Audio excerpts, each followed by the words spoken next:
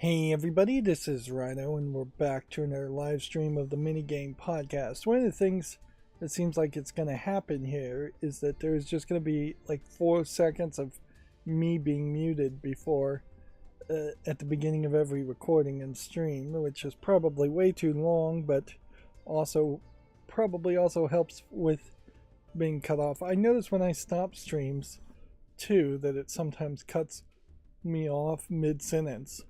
So maybe there really should just be a second or two, probably not 4 seconds, in between everything. So the 16 billionth pack opening celebration is still going on Yu-Gi-Oh here. Not that I really care. Let's just go ahead and skip that. And yes, they are and have been continuously adding cards, but once you just become overwhelmed with Yu-Gi-Oh, like I think I have been at this point, there's really just no getting back into it. And honestly, there really was no way to even get into Master Duel. There was basically 10,000 existing cards in the paper card version of the game when this launched. And so the 7,000 plus that you started with in this game was just way too many to try and grind and get, with the vast majority of them not really being worth getting, and with that just being too many cards to even engage with, look at, try and figure out whether you like them or not. They really should have started you off with at least 5,000 cards. Just like, here are some historical cards that are going to be completely useless and you're never going to really play them in ranked, but it will start you off with a huge collection so you can look at it and play with it and feel like you're starting good.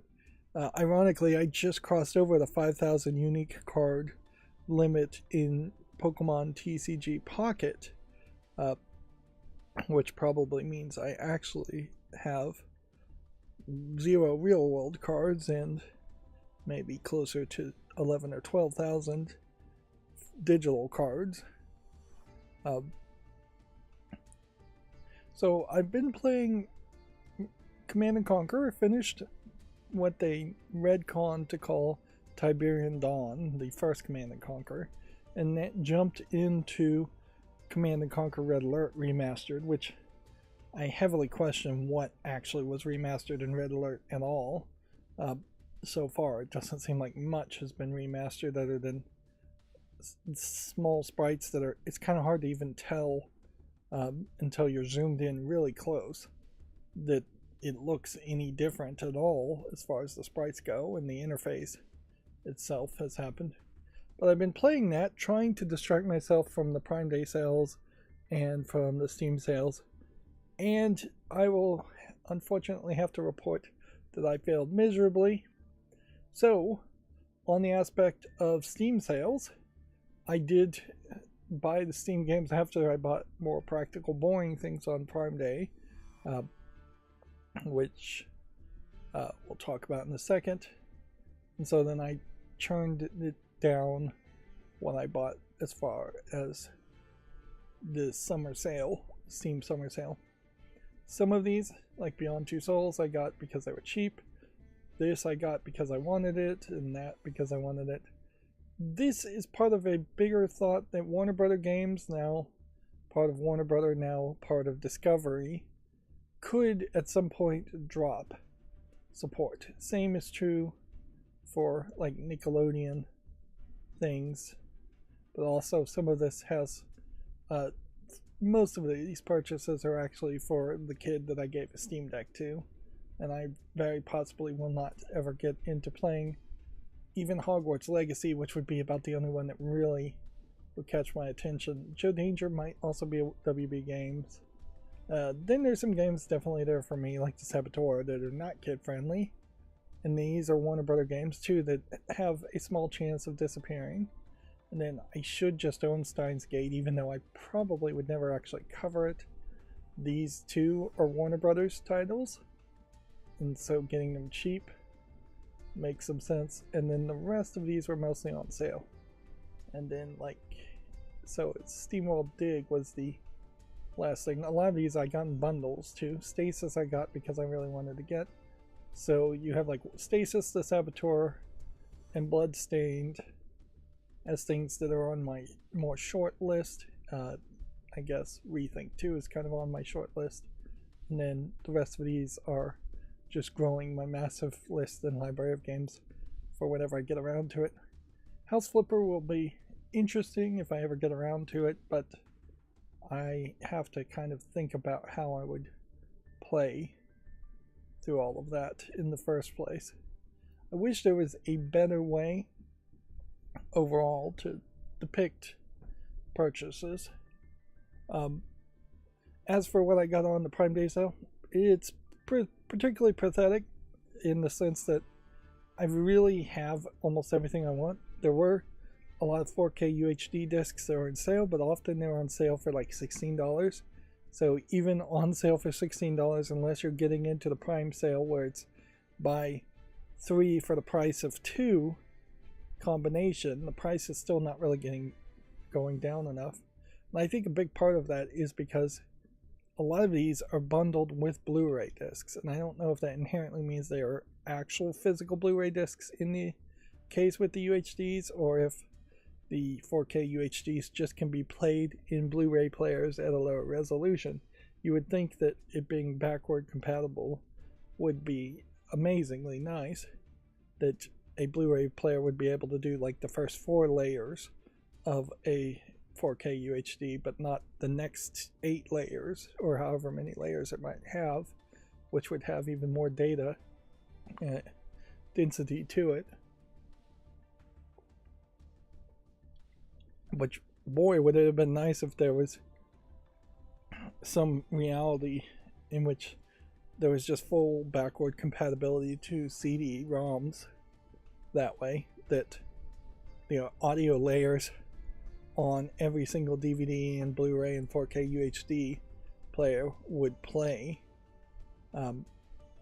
in a CD-ROM or in a CD player, CD audio player, and just play the audio directly that way. And that would be amazing. If that's the kind of thing you would like want to go back in time and implement, is to say, hey, we have in the future merged 5 different standards together. Here's the standards now. We know the technology is not going to be there for 50 years for you to actually implement these standards, but just build it this way and everything will work way better. But yeah, that probably wouldn't even happen even if you could go back in time and try and convince people to do it, unless there was some government mandate to force it that way. We'll scroll down the Steam DB 24-hour peak concurrent chart here. I don't think there's probably too much new.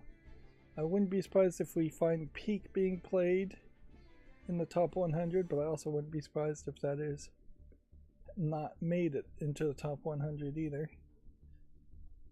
You can see Claire Obscure Expedition 33 is down into the 83rd position, as people, I think, are wrapping up that experience. But yeah, as far as Prime Day sales, just because I had everything and I didn't want to buy a bunch of Blu-rays or 4K UHDs, since I already bought all of them on one half and spent $300 on the mattress unexpected, I ended up getting very little. A pitcher, a plug that converts a smart device that uses too much batteries to just be plugged into the wall, so it's kind of a bad smart device. But yeah, there's adapters.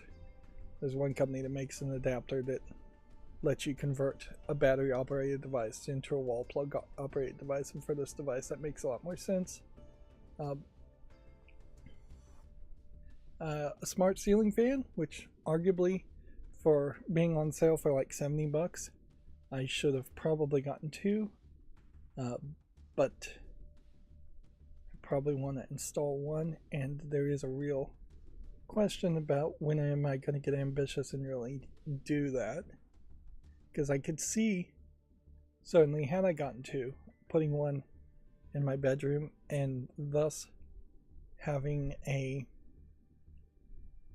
10-speed ceiling fan, which I'd probably benefit quite a bit from, because I very often am too cold at speed 3, which in America and the United States, that's usually how the AC motors work, is there's a 1-speed, 2-speed, and a 3-speed, or low, medium, high. Whereas a DC motor typically has 10 speeds, if not more, in a smart ceiling fan. The danger there is you're buying some no-name product versus buying a name brand product at a Lowe's or a Home Depot in the United States. But honestly, even the name brand products at Lowe's and Home Depot really aren't guarantees of anything being any better quality or anything like that. So yeah, installing or replacing a ceiling fan in particular, not installing one brand new, is probably going to be pretty easy. Here's peak in the 13th spot, and it took me 3 tries to go up and down here and find it. Yeah, replacing a ceiling fan is probably not going to be difficult unless you get up there and you find that it just has the wrong mounting hardware, that somehow they've put something like a pancake box or chandelier box up there, and then they're putting a ceiling fan into that box instead of a ceiling fan mounted box. And so, but honestly, if there was a ceiling fan already hanging up there and it wasn't falling off the roof, falling off the ceiling already, you're probably fine. You just have to be somewhat careful about turning off the circuit breaker, testing after turning off the circuit breaker to make sure it's not really energized, and then taking down the existing thing and replacing it. And because there is a AC to DC transformer in DC ceiling fans, you are effectively doing most of the wiring pretty early in the process, and then you just have usually a positive and negative wire that connects and disconnects with a quick connect type disconnector. So yeah, you're not running any higher risk of miswiring something, which would be kind of hard to miswire a ceiling fan anyways. That there is a slight problem I will probably run into, in that there will be, where I want to replace the ceiling fan has a 2 switched plug, which really won't be a big problem. It just means that in the light switch I will cap it off and not use it, or not even in the light switch. Now we're looking at the most wishlisted games.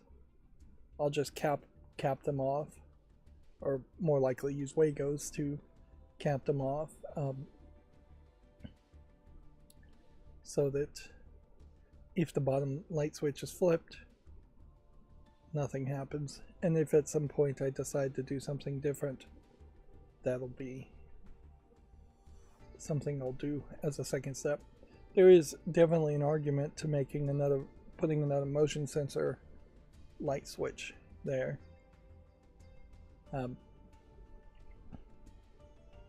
Because that might solve some of my programming woes. But the real reason why I'm replacing the ceiling fan is A, it was on sale, and B, the ceiling fan that needs to be replaced, motor is just worn out and burnt out, so it just doesn't move air enough. And then the fanciness around that, as far as being a smart fan, so that it could potentially turn off the overhead light when the TV is turned on, or dim it, or something like that, is interesting, certainly. And just having more speeds is interesting, because it is in a dining room in particular, so being able to go lower than low and have just a gentle breeze is interesting. A lot of these smart ceiling fans have special modes that are sleep modes and breeze modes, where it will ramp up and then it will ramp down, or it will ramp up for a little bit and then ramp down and just make gentle breezes every now and then, something closer to being outside in a more natural experience. I'm not sure if people really love those modes, but it's nice to have the options. Certainly nice to usually have a warm white and a cool white that you can mix together to make a mixed neutral natural white as far as your light kit goes, that you can dim and brighten usually both of the warm light LEDs and the cool white LEDs from somewhere between 0% and 100%. They have timers. It would be really nice if they had sleep timers and wake up timers. I'm not sure I've seen one.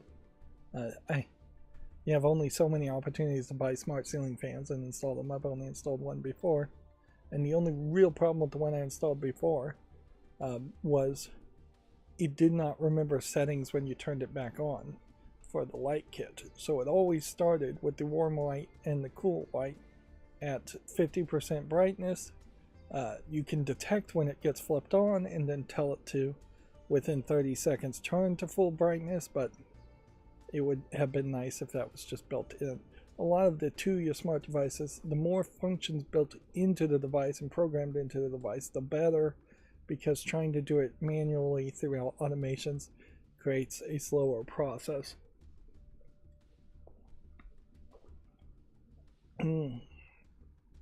Yeah, and I'm actually kind of forgetting it. Had I not gotten a $60 ceiling fan, I probably would have only spent about $100 on Prime Day, which is still probably $100 too much. But yeah, as far as lightning deals go, there's like a Sonic the Hedgehog 1 terabyte micro SD card, which kind of makes some sense to grab, but I don't have any real need for one right now. And yeah, I got a bunch of boring stuff. I got double-sided sticky tape, I got a shower curtain, I got a battery to wall outlet adapter, I got pitchers, I got soap dispenser, and I got mattress covers. Like, nothing interesting at all during the Prime Day, just boring household stuff. Whereas what it was trying to sell me is like the Blu-ray of FLCLs, 34% off, and a bunch of anime. Certainly it's trying to sell me. But most of the things I already have or were not on sale. And the random lightning sales, not that useful. I thought about maybe getting a TV LED kit that would detect the colors on a screen and then change smart lights in a room to balance it out.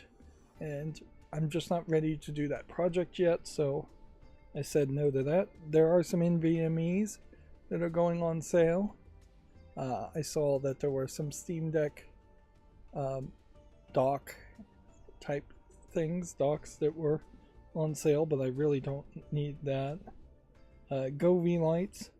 There is still an argument, definitely, to going with Govee as far as smart lighting, even though it is its own separate thing until you get to the point where you're doing Home Assistant. Just because Govee really does have, it sounds like, pretty good quality products and a good variety of products that I have yet to be able to find cheaper Tuya lighting systems that can guarantee outdo what Govee can do. I want to get a new razor handle since mine is probably 20 years old. But yeah, it's like advertising me trash bags and sprinklers and things like that.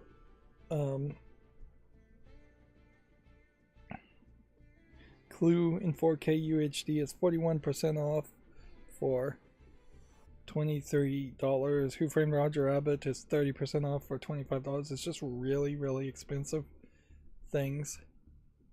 There is a 512 gigabyte SanDisk Ultra micro SD for $30, which is not a bad price, particularly if I was going to build a new Raspberry Pi device. But Raspberry Pis themselves not on sale. None of the cases really on sale. Jurassic Park, the first movie, is on sale for like $12.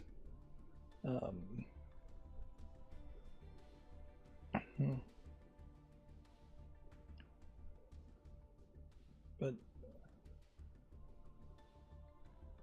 I went through the remaining of what my wish list is on Amazon Prime, and honestly, if I spent a lot of money over the course of the next year or two, I could see myself just kind of having everything I would want or need, and Prime at some point might not be worth $150 or so. Prime Video is not that valuable. There's a smart kind of picture frame light, or over the mirror light. It's a Tuya device. War Games is like $17, which I'd love to have War Games as a 4K UHD, but it's not worth $17, certainly. The movie Hero as a Blu-ray is $10 if you wanted to get it in Blu-ray form. Some of these I am in danger certainly of buying the same thing twice, though, if I was going to buy them. And that's not even old stuff. Like, it advertised me Akira in 4K UHD. I literally just bought that and already forgot because I just put it on the shelf and haven't gotten around to decluttering my house enough that I would feel comfortable like watching it. Yeah, I looked at a lot of Lightning deals stuff, and on that aspect, most of the Lightning deals on the Prime Day sale are not really worth it either.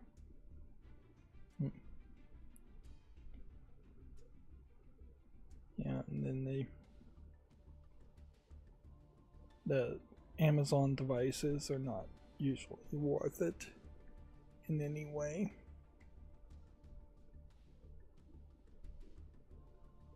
Yeah. It's much less of a thing where I am struggling to accomplish things versus actually needing things. Yeah.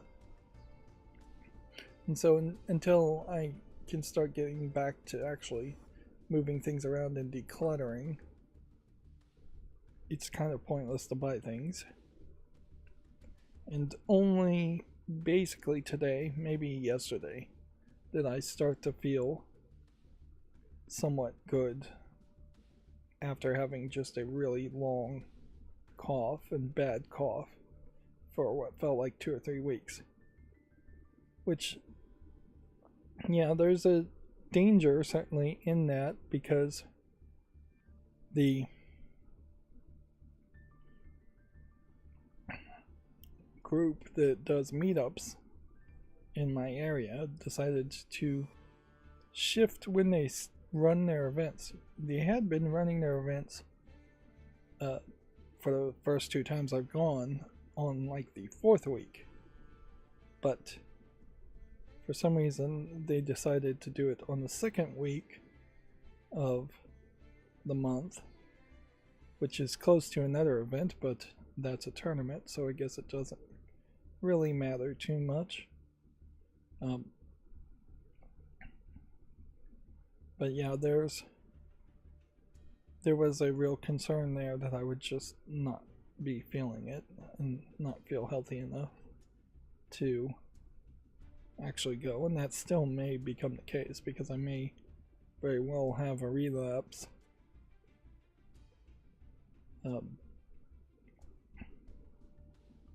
Yeah, I'm just like scrolling down my entire wish list here, looking at it again, and yeah, there is barely anything here that's on sale as far as what I would want. 2-year smart circuit breakers, which, yeah, if I was going to install a whole new circuit panel, which you more than likely would, to be within code in your region in the United States, have to have these have a smart circuit panel wired after the fact, after you had a UL listed American circuit panel in between it full of circuit breakers, which would really be expensive if you were to do something like that. And so it's not really worth it.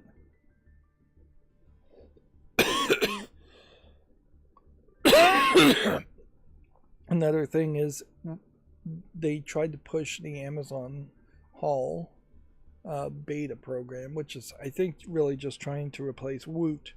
And with that, under the electronics department, there's a decent number of projects you might consider, little gadgets and things like that, but I am not anywhere close to being able to think that a project makes sense at this moment. It definitely, to me, does not make any sense at this moment to try some kind of smart electronic project or any kind of electronic project at all.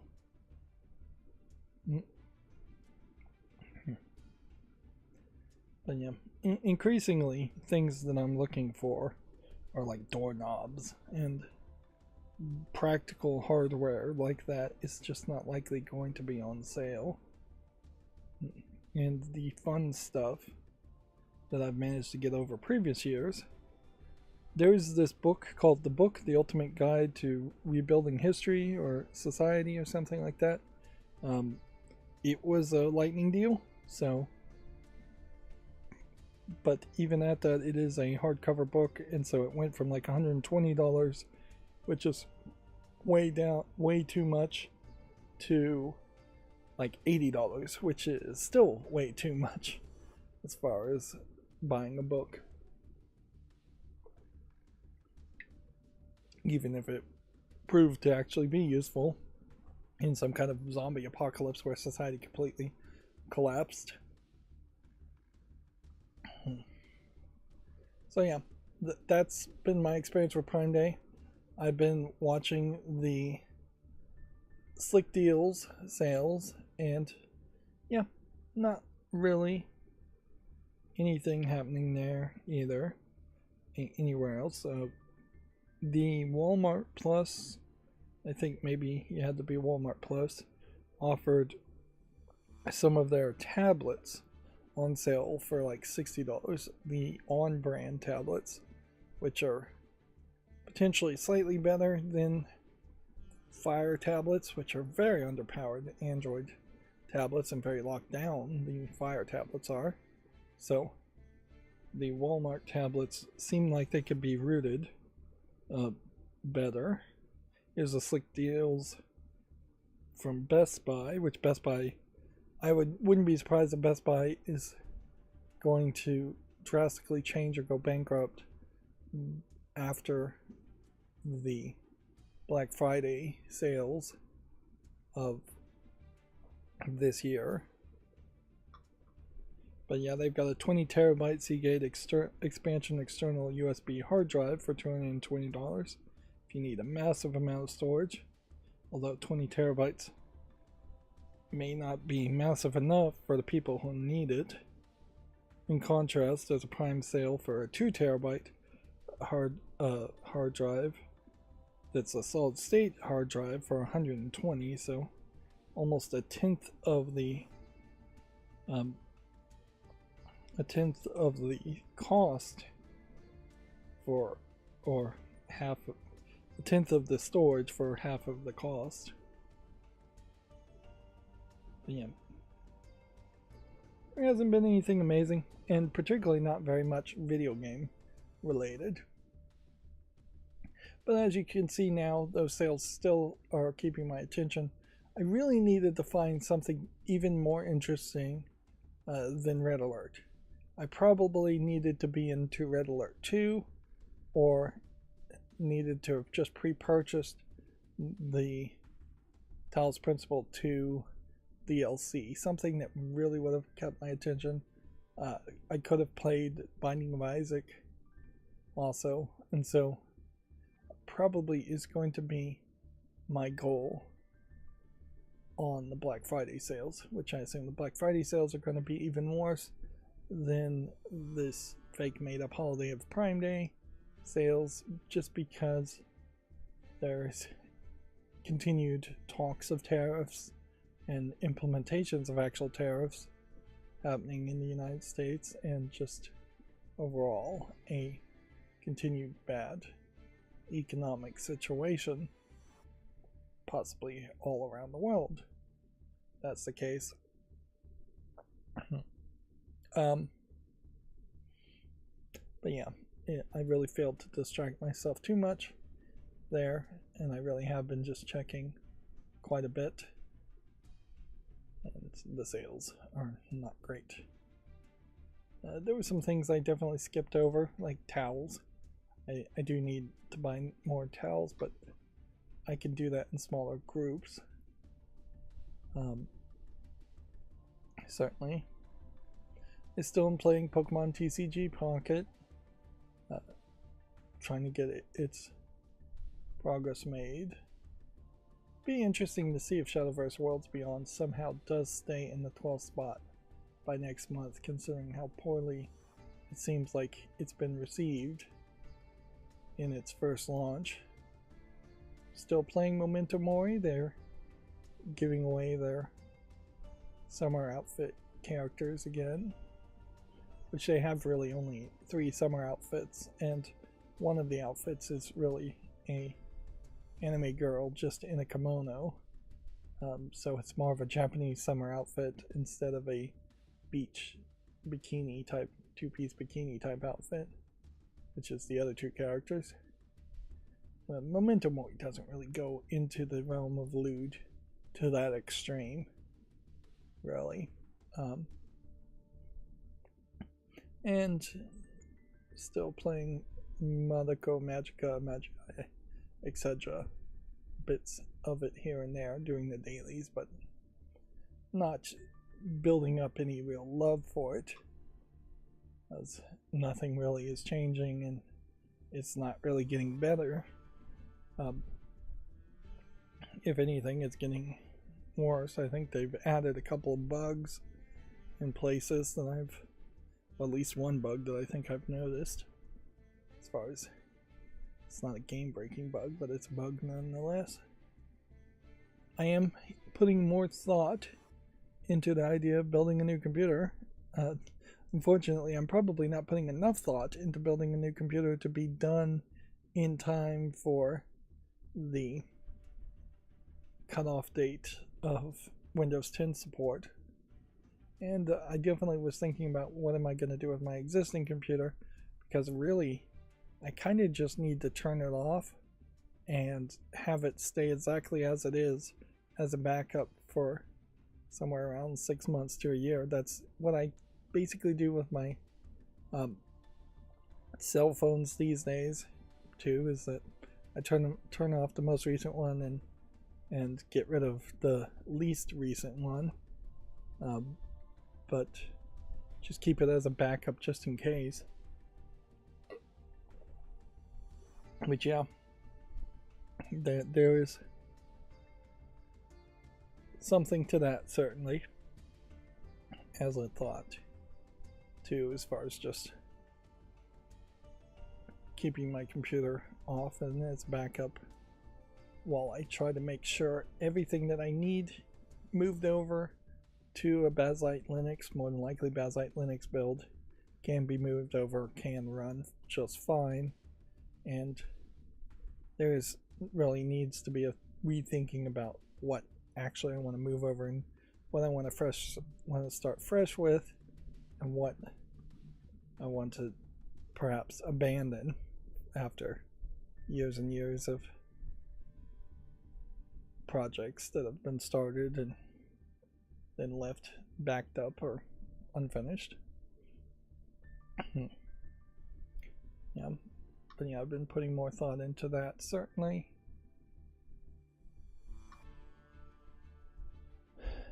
As far as all games, yeah, I was looking at all games. That's not really what I should be looking at. I was trying to find a better way to show all the games that I just got, and I thought under all games you could sort by most recently purchased, but no, you really can't. So it says I'm up to 200 hours. I really haven't played 200 hours of Command & Conquer Remastered Collection, but I am getting achievements now for Red Alert, which, yeah, a decently high number of people, but not that many people,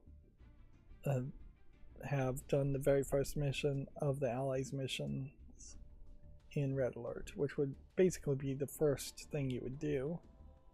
And then some of the extra mission stuff in the first game, barely done by anybody.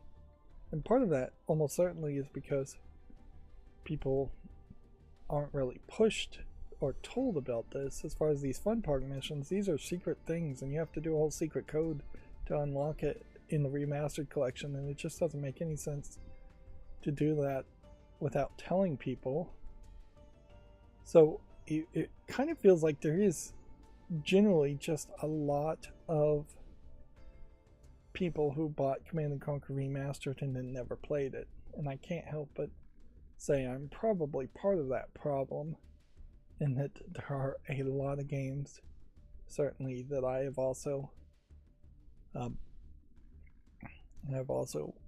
purchased and never gotten around to actually playing. The Steam Summer Sale is still going on. I chipped down what was $100 in a gift in the shopping cart to about $70. So really just the price of a new AAA Nintendo game, and I ended up getting way more than that. But I also skipped out on giving money to like the people who own the IP of Kerbal Space Program, for just to have a copy on this account that I figured would be less of a priority, and I skipped out on other things that I had thought maybe I would want to do, but I'm trying to save a buck or two here and there, just because, you know, times are tough, to say the least, and everything is expensive these days.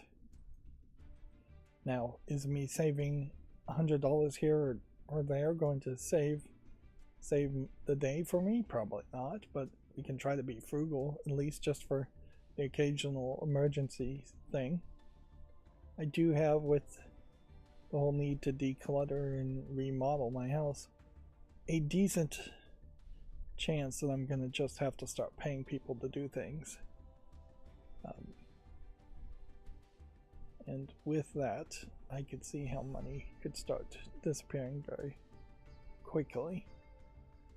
Plus, there's other reasons why money could start disappearing very quickly.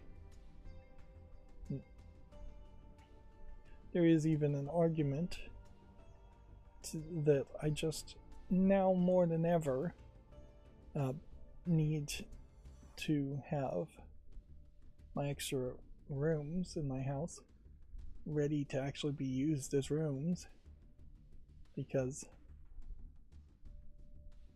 which that is certainly a rich person's problem. I'm not rich, but yeah, to say you have extra rooms in your house, instead of them being junk rooms, they need to have beds and ready for an emergency scenario, because there are emergency scenarios either happening now or on the verge of happening now, where I could see I would potentially need to take somebody in. Plus, even if that isn't the case, I really need to rent out those rooms anyways and get some kind of income. But with me being tired and sick all the time, I've hit a slowdown in that process for the past couple of weeks, and even when I wasn't feeling sick, it's hard to be mentally motivated to do that, and it's hard to accomplish too much too fast. Of course, none of that has anything to do with the Steam Summer Sale. Yeah.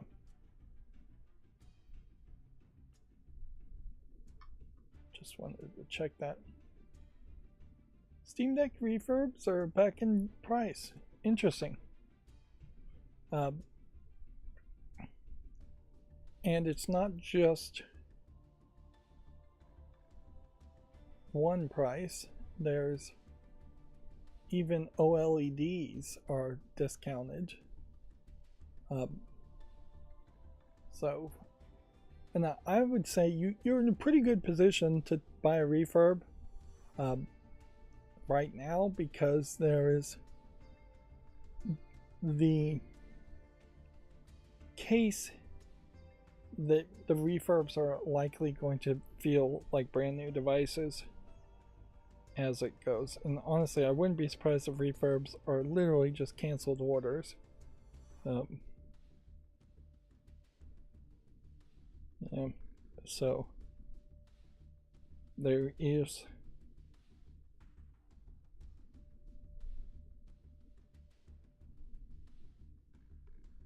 a real good reason to buy a refurbed and save a few bucks.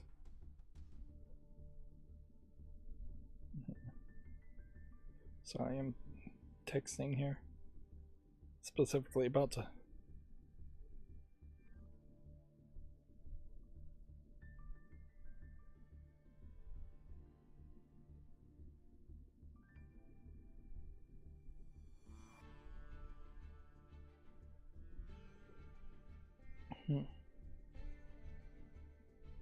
But yeah, there is also an argument to just getting the 256 LCD version. There was a DF Retro video that came out just today comparing the Switch 2 to the Steam Deck.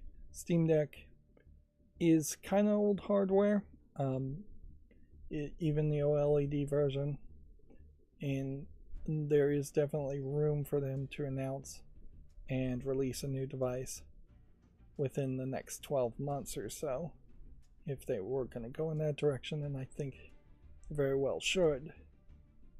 But the Switch 2 does slightly better in some scenarios than the Steam Deck does. But the Steam Deck really does hold its own particularly well, considering that it is an older device, and you overall, if you're going cheap and getting refurb for $320, are saving quite a bit compared to a Switch 2, which really only has Mario Kart World, which isn't even really being critically reviewed that well. So, yeah. Yes, I suppose if you had no Steam account, which you should probably have some friends or family technically, that you could put in your family share that would already have a Steam account. But even if you had no Steam account, you could jump into the Steam Summer Sale and get almost certainly a year's worth of games that really cheap if you're willing to play old games, and certainly still be under the price of the Mario Kart and Switch 2 bundle.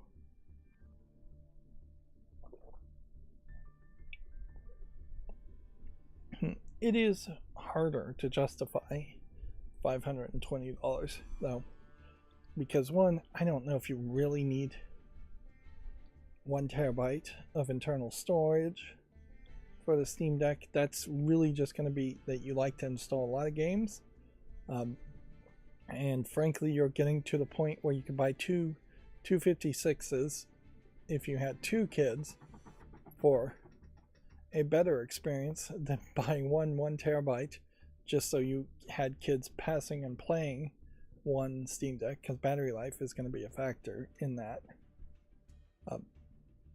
Yes, the OLED is a better screen and a slightly better CPU processor, but yeah, it's kind of hard to justify the $200 difference unless you really need that space. If it was only $120 difference to get another 256 gigabytes, that's still paying a lot for a bigger hard drive and an OLED screen, but it's more reasonable, certainly. Yeah. DF Retro, I believe, was comparing the original Steam Deck to the Switch 2, which, yeah,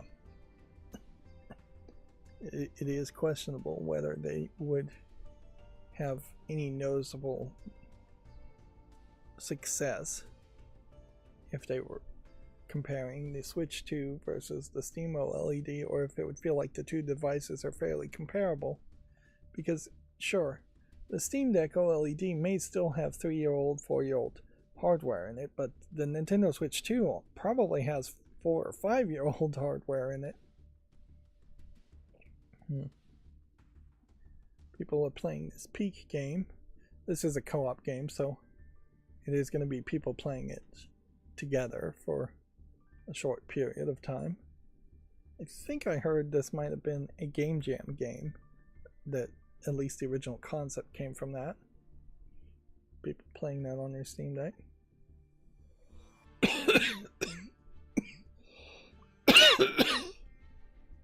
And you can see how many of these games on the Steam Deck are discounted, although not all of them are discounted by much, which almost certainly increases the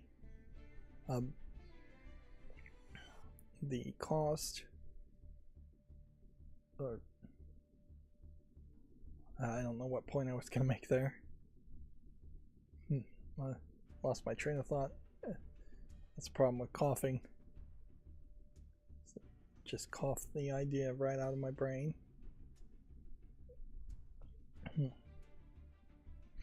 But there are also a lot of older games, certainly, and that's why they are heavily discounted, that run very nicely on the Steam Deck.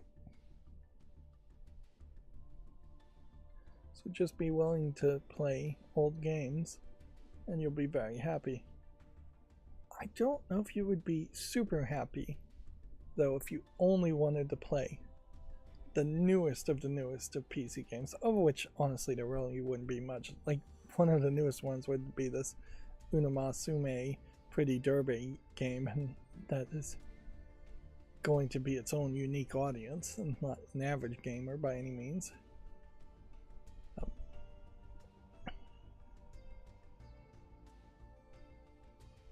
But yeah,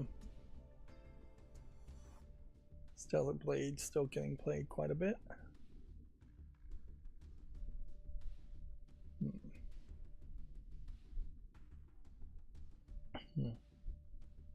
Electro still being played quite a bit.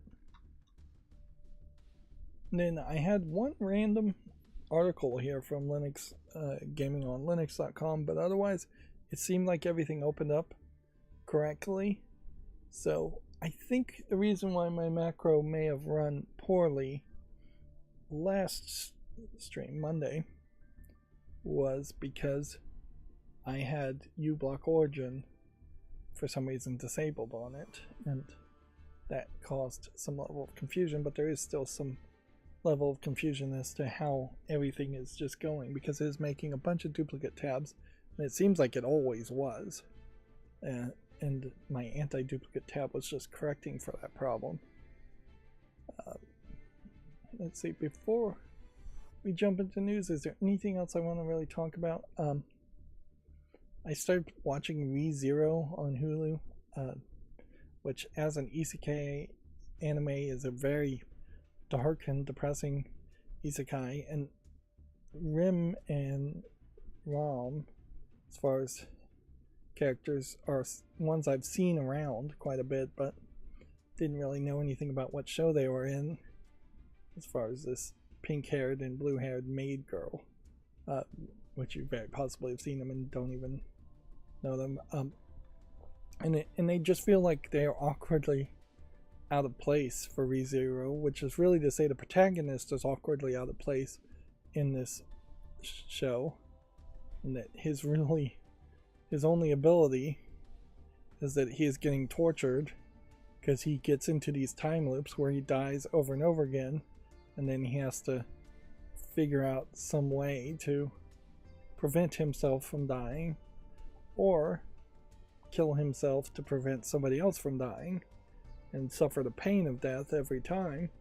Nobody also suffer the pain of death of time rewinding, and that nobody is building relationships with him or understanding him, because every time the time loop resets, he's basically meeting the people for the first time.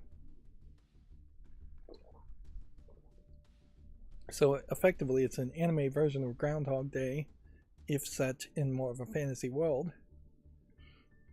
And I'm not sure I would really say it's great, but it is something I'm gonna keep watching and see how it goes. Let's see. So Gaming on Linux article here says the simple good old games client for Linux, Mini Galaxy version 1.4 is released. This is exclusively, I would assume, good old games client, probably made and maintained by Good Old Games, which, yeah, I think I said last time they talked about Good Old Games, last time Good Old Games talked about Mini Galaxy as a launcher or as a client. I think what I said is that they needed to really hurry to get this out, otherwise they are almost certainly going to lose the race as far as the concept of DRM-free games on Linux in particular, which Valve has never been particularly nefarious with their DRM, but Steam is DRM. Just anything on Steam is a digital rights management scheme to make sure that people have paid for that game so they have the rights to play it, which has allowed a lot more games to be on Steam, certainly because that's what the publishers want. But if you were just completely into the idea of DRM-free gaming, you would be all about Good Old Games. Except for Good Old Games themselves have had some controversies. Who hasn't these days? And they just have less, and they weren't really supporting Linux as fast as they should have been, because there definitely is an alternate timeline where Good Old Games could have been the ones making something like Proton, as far as a spin-off of Wine, to make sure Windows games designed to run on Windows first and foremost, were compatible on Linux. And they didn't do it, and so here in the real world timeline, Valve, with their infinite money, came in and created SteamOS and created the Steam Deck to work with SteamOS,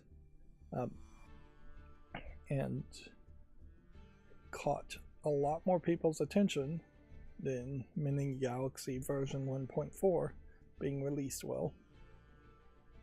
So there's a small chance that they could come back for an underdog win or actually be a competitor, but there's a higher chance that Xbox would show up on Linux PlayStation Network would have some kind of client on Linux that would actually compete, or Apple would have some kind of storefront that showed up on Linux.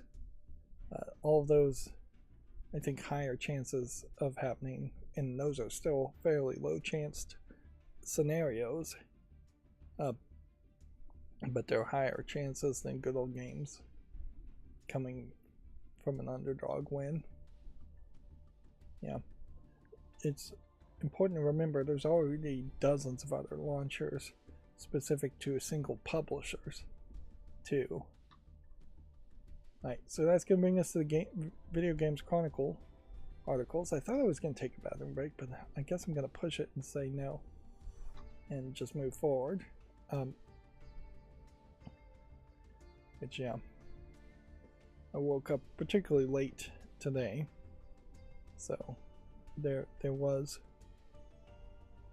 little I really accomplished today. I made like one recording of Red Alert. Actually, I'm wrong. I am going to take a bathroom break, so I'm going to pause the recording and I'll be right back.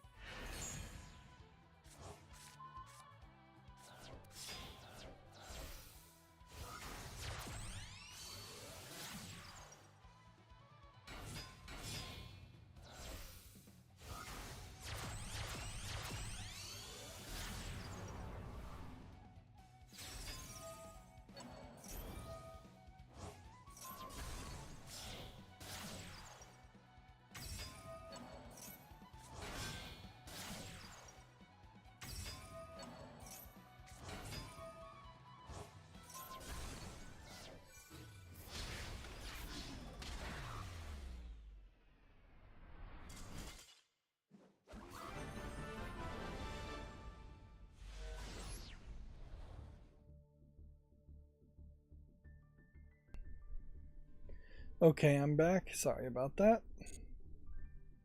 Kind of knew that was going to happen. Alright, so Video Games Chronicles headlines here. Cyberpunk 2077 headlines. The July PlayStation Plus games for PS5. 2 classic Twisted Metal titles are also coming to the service. So, PlayStation Network, or PlayStation Plus, I guess, Extra and Premium, still a thing, although I can't help but suspect that what the deal is there is that people have bought PS5s and now are using PlayStation Plus as a way of getting games relatively cheaply and relatively consistently to make it feel like it was a wise decision to buy a PS5, which I question, certainly. Like, I question really if anybody needs any consoles, and if you do need a powerful console, PS5 Pro would be the one you would pick, or a PS5 if you're going a little cheaper. But it definitely, to me, feels like the gap between a PS5 Pro is just widening compared to what you can get on PC. And there is just less and less advantage because there's less and less exclusives for PlayStation consoles these days. Yeah, I'm not sure that there's a single game that you can play on the PS5 Pro at this point that you can't also play on Steam, or if there is a single game, it's a game worth worrying about. Yeah. Moving on, after Microsoft's cuts, Rare will discuss the future of Sea of Thieves tomorrow. Stream will reveal the next 2 seasons and beyond, which, weirdly, I think Sea of Thieves might be in a better position than anything else, since I think there is still a lot of internal love for Sea of Thieves, and maybe Sea of Thieves actually is showing some small amount of profit. But I would hate to find out that there's inherently layoffs happening at Microsoft just to fund Sea of Thieves. Also, speaking of hating to find out things, it seems like Blue Archive is being accused by another YouTuber of manipulating Steam reviews because they're having a Steam review event where they will give away some kind of in-game reward once the game on Steam receives a certain number of reviews on Steam, which the rules of Steam seem to very much be against that. And then there is also a separate accusation being made against the makers of, I believe, the game The Alters, in that they refused to update, they have so far at least refused to update their AI disclosure on their Steam page once they were caught having AI both in the non-English subtitled translations and AI in some of the actual assets of the game itself, which updating the page really shouldn't be that hard to do, whereas at least Blue Archive's review manipulation seems to be a little bit more blatant and obvious. And this may very well be a situation that is going to happen fairly often as you see more and more mobile games with the mobile game mentality that is all about review manipulation and popping up boxes and encouraging people to give them 5 stars, which people might very well describe that not as manipulation as much as just promoting engagement. I mean, there's different ways you certainly could phrase it, and most businesses would do anything to get any kind of feedback and promote engagement. But yeah, mobile games in particular definitely promote engagement / manipulate reviews on the Android Google Play Store in particular. So that there's definitely just going to be a different mentality there. And the only thing that could really counter that kind of review manipulation is if there was just effectively a counter review bomb type experience, which inherently that is a problem. As one of the many problems of review bomb as a phrase is that it is never legitimately been used as a phrase, as far as I can tell. Every single instance in which a game claims it's being bombed, it's being reviewed negatively for things that actually would affect gamers' opinions and feelings around the game, at the very least, if not actual content that is in the game. Also, as I was sitting around and doing nothing watching YouTube too much, was recommended a very recent Stephanie Sterling, formerly known as Jim Sterling, labeling himself at the end as, or herself, don't want to misgender, although I'm not sure he/she or they actually transitioned more than their character transitioned, because they are also going by Commander Sterling as a wrestler. But yeah, the Jimquisition, still the name of it. Dead named effectively as James Stephanie Sterling at the end. So it's a weird position, certainly. But yeah, I watched the most recent review by them, and it was reviewing an old game that they had already reviewed. Man, I'm mispronouncing like crazy here. Sorry, apologies to anybody offended. But yeah, they are such a weird character, though, and I just can't see myself actually going back and following them, nor do I think their most recent review said anything interesting. I honestly just feel kind of silly by how much time I probably spent watching the Jimquisition for a year or two, and I definitely feel silly by how much time I spent listening to the Giant Bombcast back in the day, but also I guess there was just more independent news sources, and so I'm definitely glad I have better, less edgelord-like news sources, less silly news sources that I follow these days, even if they review fewer games. Let's see. Moving on, Video Games Chronicle says Stalker 2 is coming to the PS5 later this year with PS5 Pro enhancements. Okay. We'll leave it at that.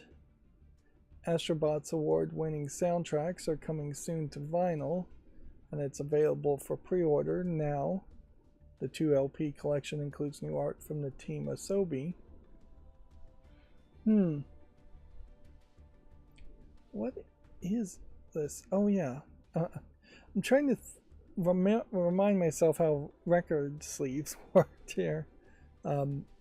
Because this looks weird that you would have just this elongated sleeve and 2 discs would just go inside of it, and these clearly have been designed to look like eyeballs, I think.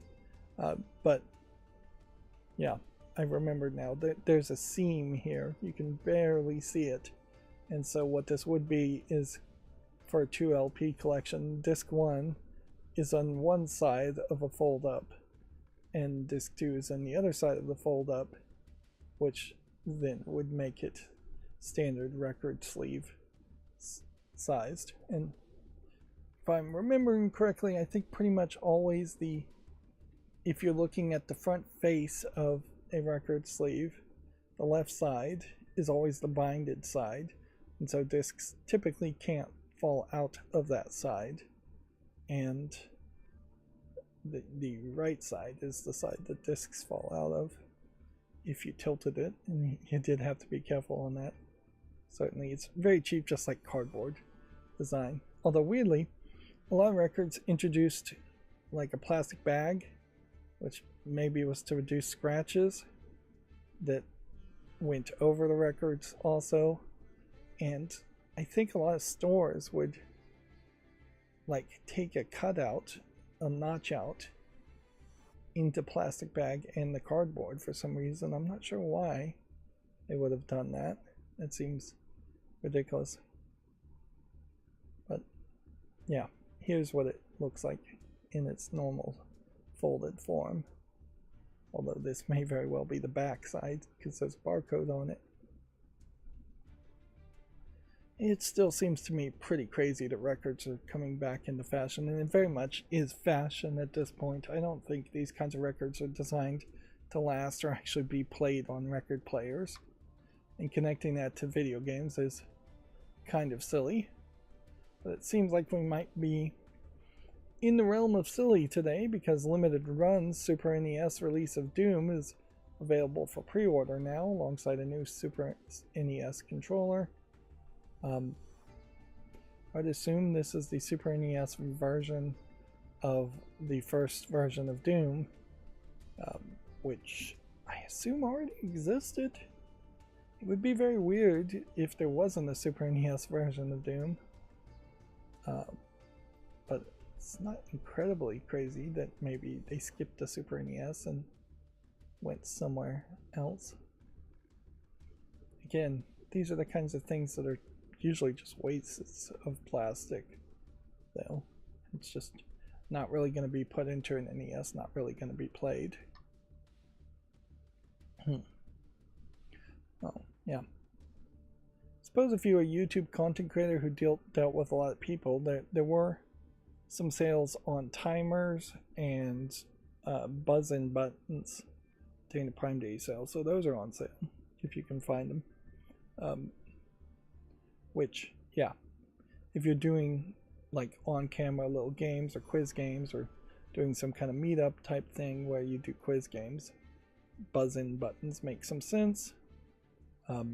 And certainly timers, if you're doing some kind of race, make some sense. But yeah, I looked for like a teleprompter, and there really weren't any that were discounted enough. As far as just a teleprompter mirror, I could put an old tablet on. And then the only reason I would need a teleprompter is if I was actually going to do face cam, and I'm not really going to do that.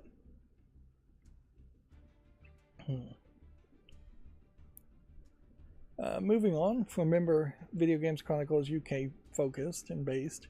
So Tony Prohawk Skater 3+4 is going to take over Shreddenham's abandoned department store in the UK, which is it Debenhams, the actual name of it?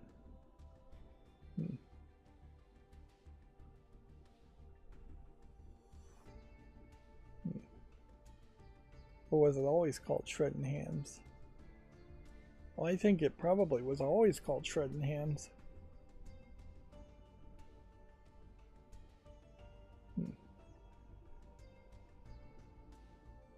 So it was a skate store that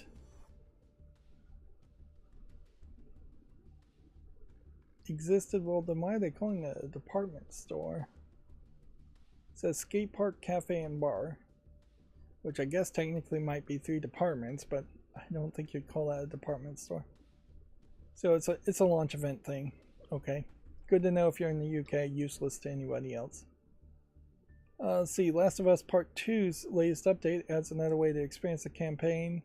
New skins for the game's Left Behind mode are also out now.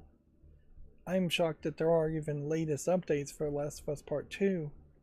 Would this be the original version or the remastered version? Remastered version only, I assume. Through the new chronological mode, we believe players will gain even deeper insight into Part 2's narrative. Interesting. So, it's basically a story mode that didn't exist before, that made things, is going to make things be played in a more chronological order. I've often made the argument that there should be like abridged modes for some games, and I'm not sure a chronological mode is going to actually abridge anything, but it will at least keep people on track.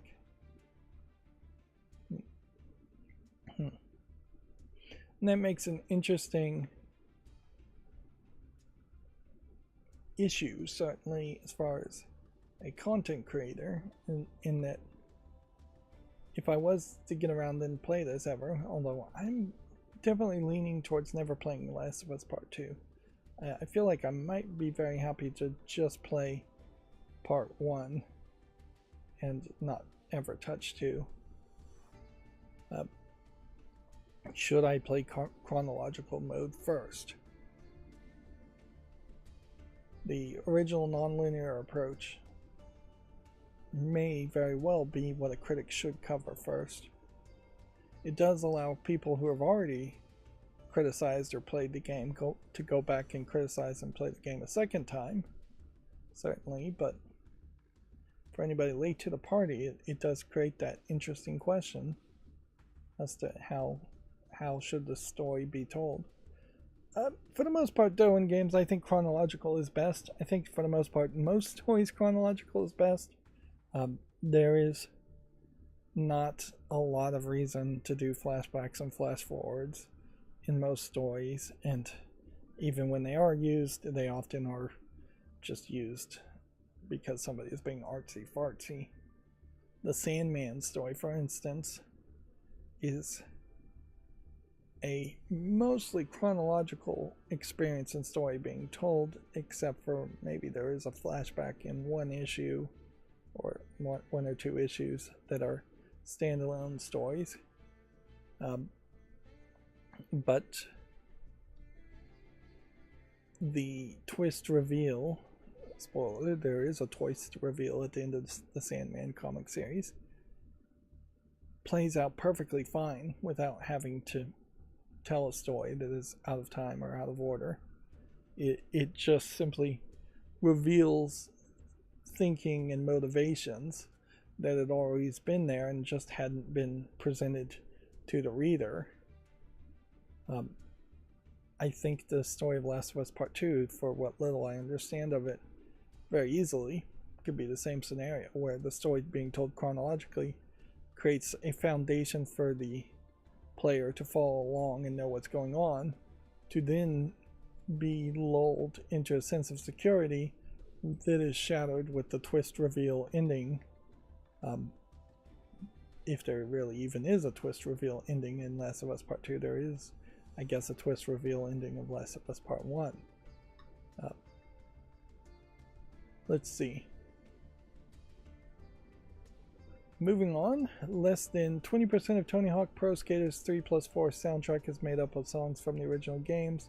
Other songs from artists returned have been included in some, featured in some cases. I'm not understanding this subheadline. Other songs from artists featured in the game have been included in some cases. This sentence doesn't make any sense. Like, artists featured in Tony Hawk Pro Skater 3+4 have been included in some cases. That's saying the exact same thing. Featured is the same meaning, generally speaking, as included is. Okay, I see why this is confusing. It's the other songs. I'm literally having to break down a sentence here. This is so poorly worded. So, more songs, it should have said more songs from artists already featured in Tony Pro Hawk Skater have been used instead. Yeah, it's just like multiple words here don't make sense.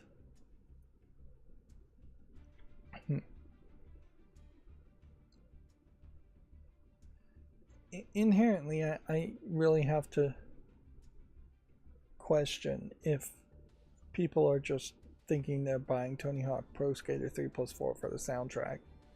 Then it does seem like there is an audience that really just wants that soundtrack, and honestly, I wish there was just a better situation there as far as music rights being in games, but I think the move is probably to just integrate something, I hate to say like iTunes, but something like iTunes, where it can look at your iTunes account and see what music you've already purchased and have the rights to, and it can just trigger songs being played via iTunes running in the background while you're playing a video game, and just give that kind of customized experience.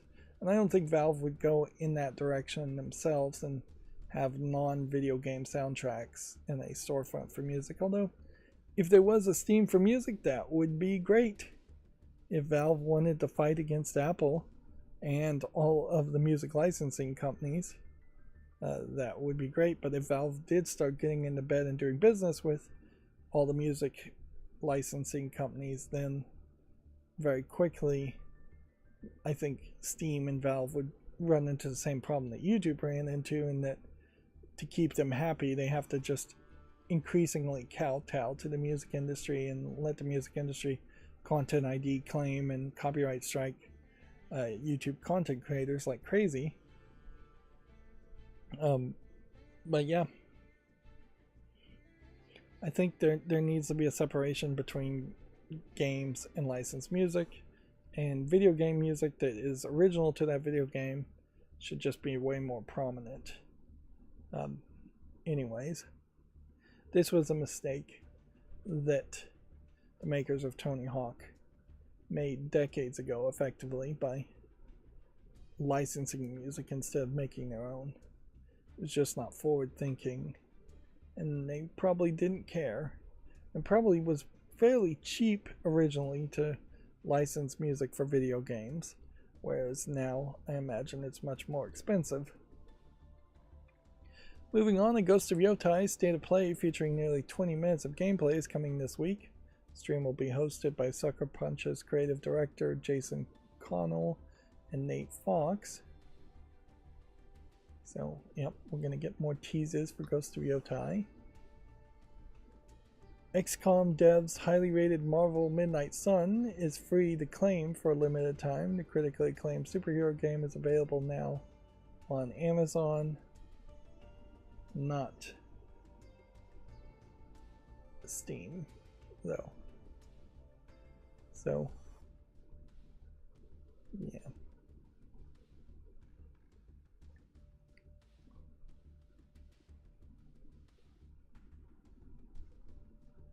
Let's see.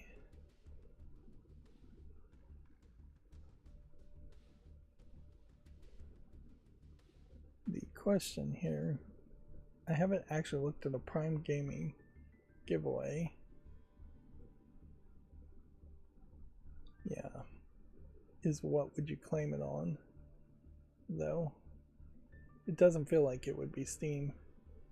Well, I'll investigate that further, because that is one game I'd like to own, but it is still also kind of a weirder game that is kind of skippable.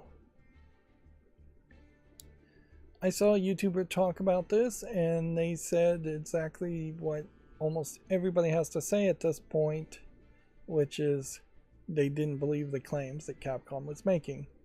Capcom was going to have a Monster Hunter performance lecture, but they've canceled it as the staff faced threats from players. I assume this was going to be a performance lecture in Japan, and in fairness, the amount of crazies and violent crazies in Japan do seem to be reported higher more often than not compared to the general population percentage. People are not happy with Monster Hunter Wilds performance in particular, so there is a whole other disbelief to this claim, in that it would be seen as utterly tone deaf and stupid for them to give a lecture on performance when the performance of Monster Hunter Wild is really in the trash can at the moment. And the most recent update, I think, made it even worse.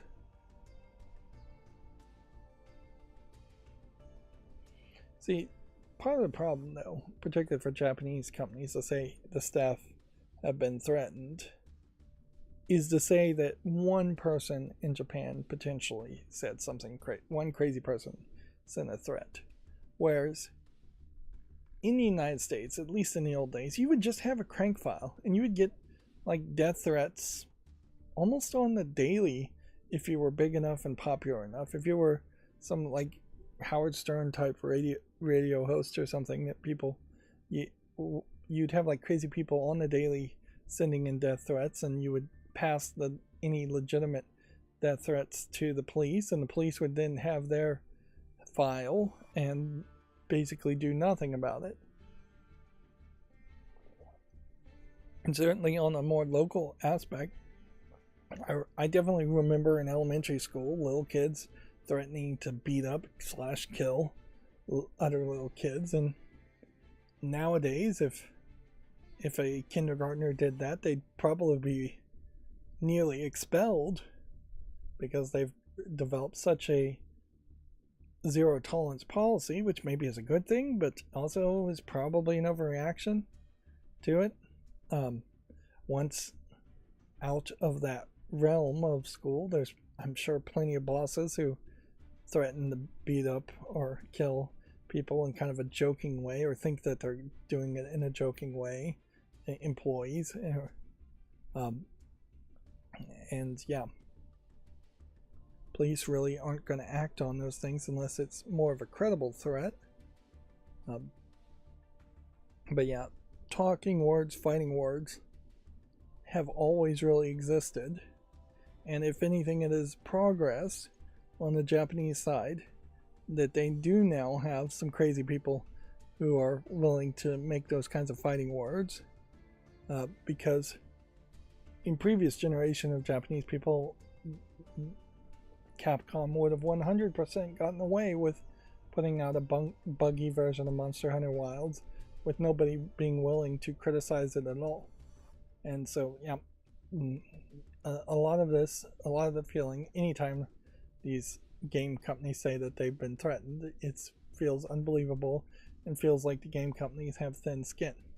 And they never show you evidence, which in fairness they really can't show evidence. This was at CEDC, a Japan's latest game developer conference, which implies Capcom believes CEDC cannot run security and have security, which is ridiculous, to say the least. But yeah, almost certainly they're using it as an excuse to save face, which the Japanese save face concept still definitely exists also, is to not bring shame on yourself or your boss. Moving on, the PlayStation, Sega, and Square Enix are all confirmed to the Tokyo Game Show 2025. Kojima Productions and Capcom will also appear at the Japan event. So, yeah. Last event was Bit Summit, and I guess it happened, but I don't really remember getting much news from it. That is, I think, part of the problem with these Japanese events in particular, is that they very rarely have anything new that they announce at their own local events. Very colorful theme as far as the art goes this year. In some of these events, we've seen the decline of controllers being shown that look like PlayStation controllers. That one didn't give really a great indication of what kind of controllers were being depicted. But yeah, PlayStation not particularly selling particularly well, nor am I seeing animators embracing the idea of depicting Switches as the new console. Instead, they're just going with very generic looking controllers.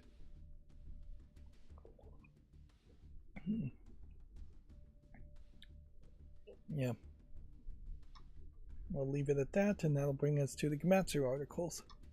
Now, Castle Crashers Painter Boss Paradise launches for PC on August 6th, which talk about yet another game that just weirdly is getting updates years later, although perhaps the Steam release of Castle Crashers isn't that many years later.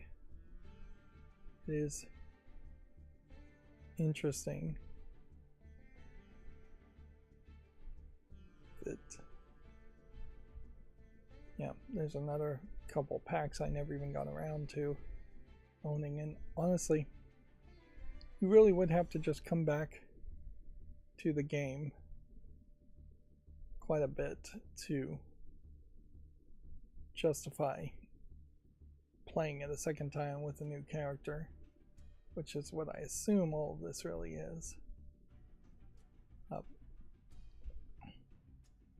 Make your own custom characters with our template and share them with the world. New official characters, play as Painter Jr., use your imagination. New art for all playable characters and weapons, new main menu art, new art for fancier adventuring, endless nightly possibilities to choose from community characters or preloaded characters. So, it's a custom character creator DLC effectively. Is it going to be free? Or is it going to cost money? I would hope that it was free. Yeah, one would hope. But I don't know.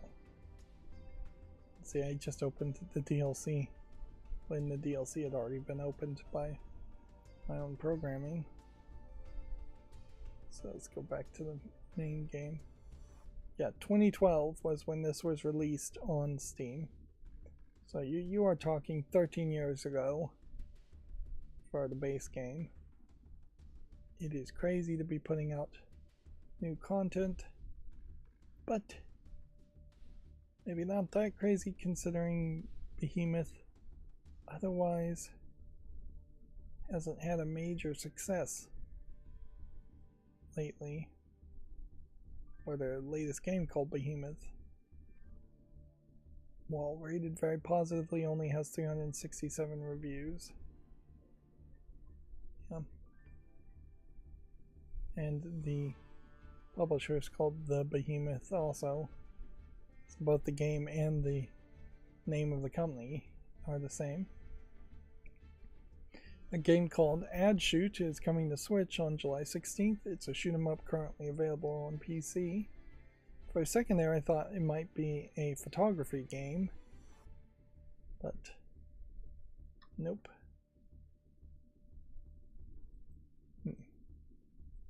Does this look particularly interesting to me? I would say no, not really. And I wonder if I shouldn't start to be a little bit more critical. In the past I have said anything that bothers to put out a press release with Gematsu should get a YouTube short made after it. I'm wondering if I should start to be a little bit more critical, and I think this is one example certainly where I can be more critical and not make a YouTube short on it, because that game definitely doesn't look that good. PlayStation Plus Games Catalog and Classics Catalog lineup for July 2025 have been announced. You can check out Gematsu, Bluey game. It is kind of silly to have a Bluey game on PlayStation though. There needs to be another 10 kids games if you were going to do that, and I cannot name 10 games without naming 10 Lego games that would play on a PlayStation. Achilles Survivor launches July 29th for the PS4 and 5, Xbox One and Series, and PC, and Q3 of 2025 for Switch. Let's see what it looks like here on Steam. So it's a Survivor game, it's in early access. So I would want to wait for it to leave early access before I even began to consider putting it on the fall list, let alone on the wish list. Ninja Gaiden Ragebound, new stage and boss fight gameplay are available if you want to watch 14 minutes of that on Gamatsu. Again, this is one of those games where you just need to wait, or I just need to wait until it comes out. Let's see, a game called Rah Rah Boom launches August 12th. It just feels like a very wide variation on characters. Seems like you have a heavy tank shield gunner anime type girl, a mecha anime girl, a cheerleader mecha type girl, which is not usually very anime, and then a ninja or shinobi type girl. So it feels like with the name that it's potentially a collection of some weird cheerleader group in some kind of fighting beat 'em up game.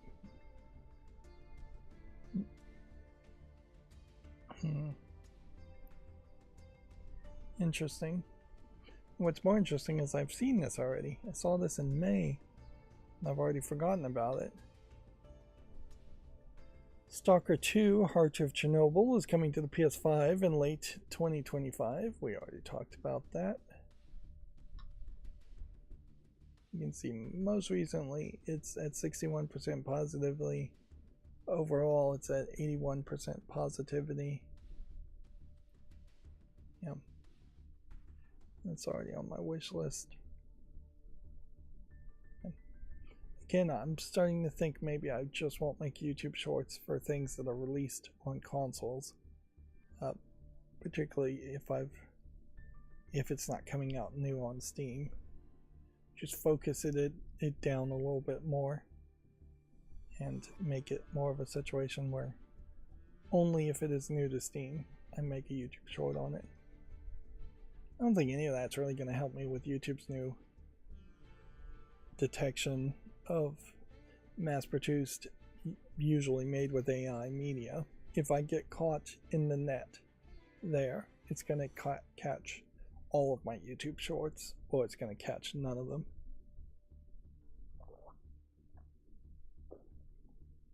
Yeah, and it may very well be that they cast a wide net, capture a bunch of people, have a bunch of people appeal it, and then come back and tighten the net down to capture less people later. And I still may not escape that net as far as what they are going to have their AI detection algorithm do. Moving on, the Famitsu review scores for issue 1906. Hunter x Hunter Nin X Impact scores 29 out of 40, which is pathetically low. And weirdly, it's also the only Famitsu game reviewed this week. Are we in Golden Week? Well, if we were in Golden Week, why are they reviewing even one game? Usually they review at least 3 games. They must be playing something very long. But it would almost have to be 2 or 3 things very long. One of which would probably be Donkey Kong Bonanza. That they're secretly playing that and not finished with it. But what would the other game be that they would be putting so much time into? I am eagerly anticipating issue 1907's review scores to see what they might have been playing and why there would be only one. I am not super surprised that yet another anime game reviews poorly. At this point it definitely feels like people are wasting their time by making anime licensed games. Unless you have a really good video game concept that works with your pre-existing good anime series, the two are not going to magically synergize to take a mediocre anime and a mediocre video game concept and turn it into a good game. If anything, they're going to drag each other down and turn it into a bad game. Let's see. Love Our Kiss Endless Memories has been announced for Switch and PC. It includes English language support. I would assume this is a visual novel, although they are tagging it as a simulation game. Romance simulation game. Interesting. And there is no Steam link here for this game. So let's take a little bit of a risky move here and watch this trailer just to get a general idea of what the gameplay might look like, assuming this announced trailer even shows us any gameplay.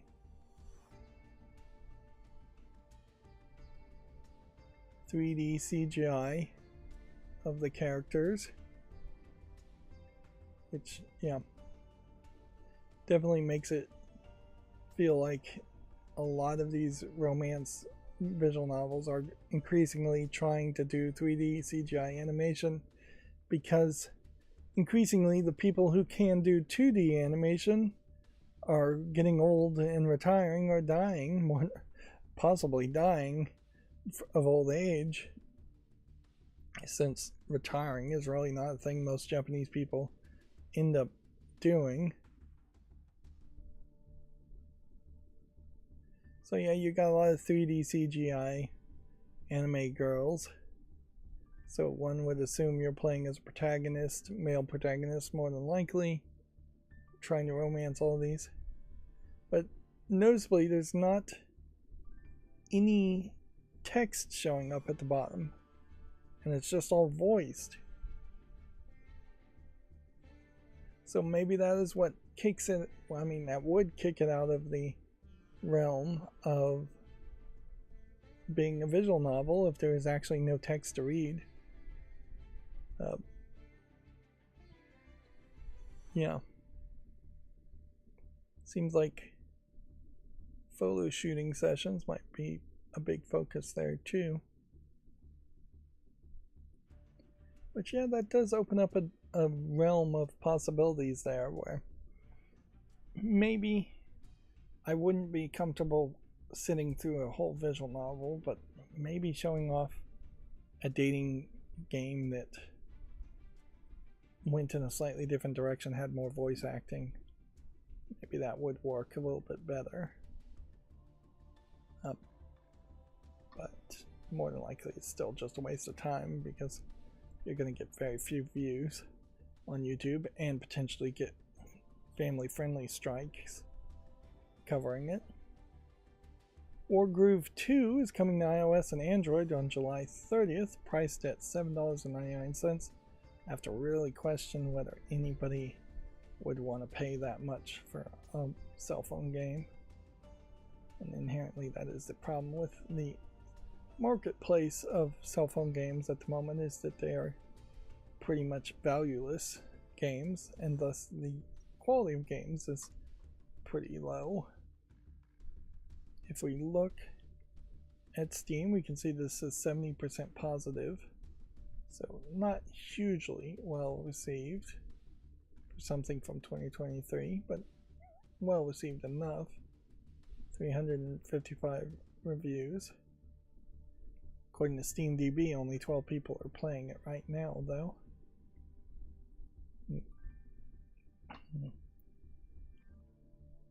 BlazBlue Entropy Effect is coming to iOS and Android on July 22nd also. What's interesting here is these are probably from the same publisher, and it is interesting to see a publisher take games from a couple years ago and then port them from PC to mobile. It is a shame that even with the most recent version of Android, though, which still runs on Linux, that there hasn't been any real adoption or attempt to make Windows programs run on Android in some kind of compatibility layer. Had Google had the idea, they would have had even more money to do it, really, than Valve. But had Google decided to make a Proton compatibility layer that ran Windows programs, that would have been very, very exciting. But they clearly didn't want to do that, because then they wouldn't get 30% cuts for every app sold through the Google Play Store. InZone 2 launches July 24th,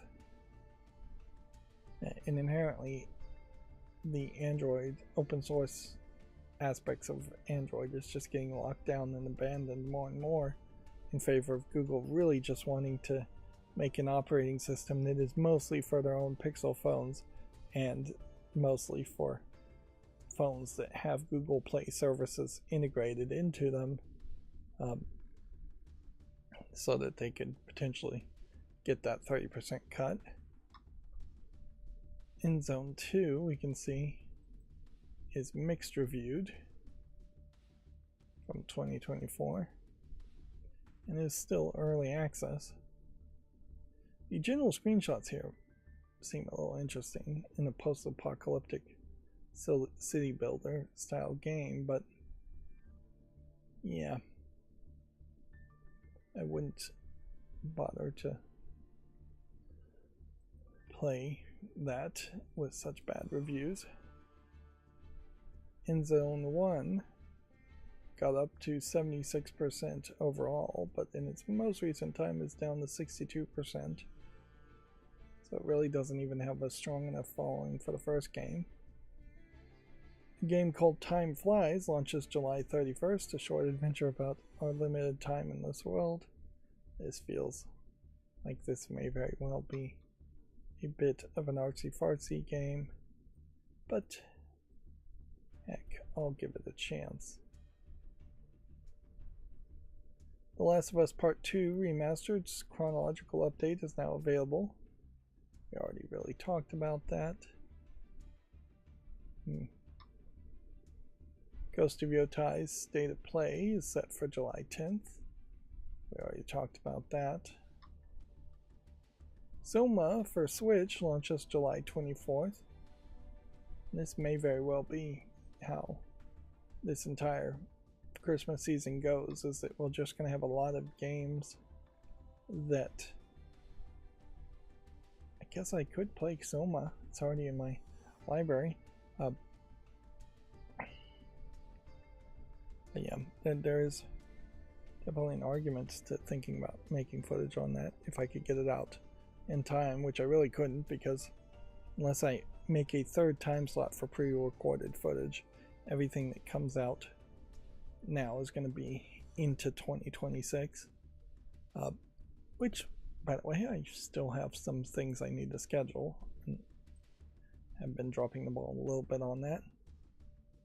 A multiplayer musical adventure game called Majam Jam has been announced for PC from a Paris-based Opus Major. Which, okay, that could be interesting. Tokyo Game Show exhibitors list in main visual announced. Yeah, here you can just barely see the controller, and maybe they're echoing some controller buttons on the Switch here, and so these circles would imply that they might be hinting at a PlayStation controller, but not really that much. It's all very just generic as far as I can tell.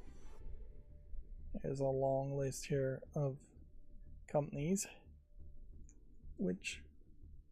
most of which I think will be presenting things we've already heard about and have nothing new to really show. It is an interesting question that I would have no way of answering, as far as, do the Japanese consuming audience of video games need to be pampered to the point where they have these kinds of events and people walk around and look at games that have already been announced. Yeah, and I just have no way of really knowing the answer to that. As far as, do they need that special kind of treatment, or do they possibly just not have as many news sources as your average gamer elsewhere in the world might have? So maybe they are just actively not aware of what games are available. You know, fads do happen a lot in Japan, so things could come and go pretty quickly. A lot of people could easily not pay attention to a lot of announcements. Plus, Japanese people tend to be very busy with either school or work, so I could also see them not following as many news sources as you might as far as announcements go. Let's see, Jelly Troops launches in September 18th. This was, I guess, part of Bit Summit, which I guess maybe Bit Summit hasn't happened yet. Or maybe it was playable at Bit Summit and that has already happened. Story of Seasons Grand Bazaar gameplay overview trailer is available on Komatsu if you want to check that out. There is something to be said about how I would prefer to see a few more just young kid adventure characters, but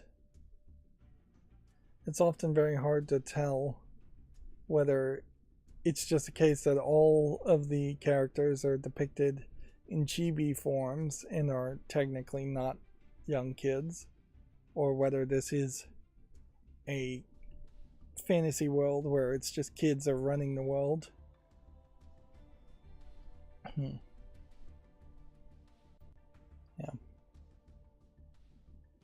This looks to me like it is just a Stardew Valley game, though, for the most part.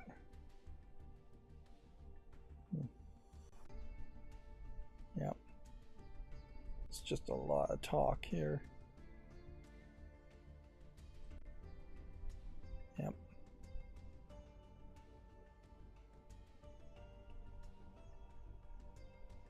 The YouTuber who paid to have an anime, which turns out it's like a 15-minute anime or something on YouTube that he's releasing, Garnt is his name, G-A-R-N-T.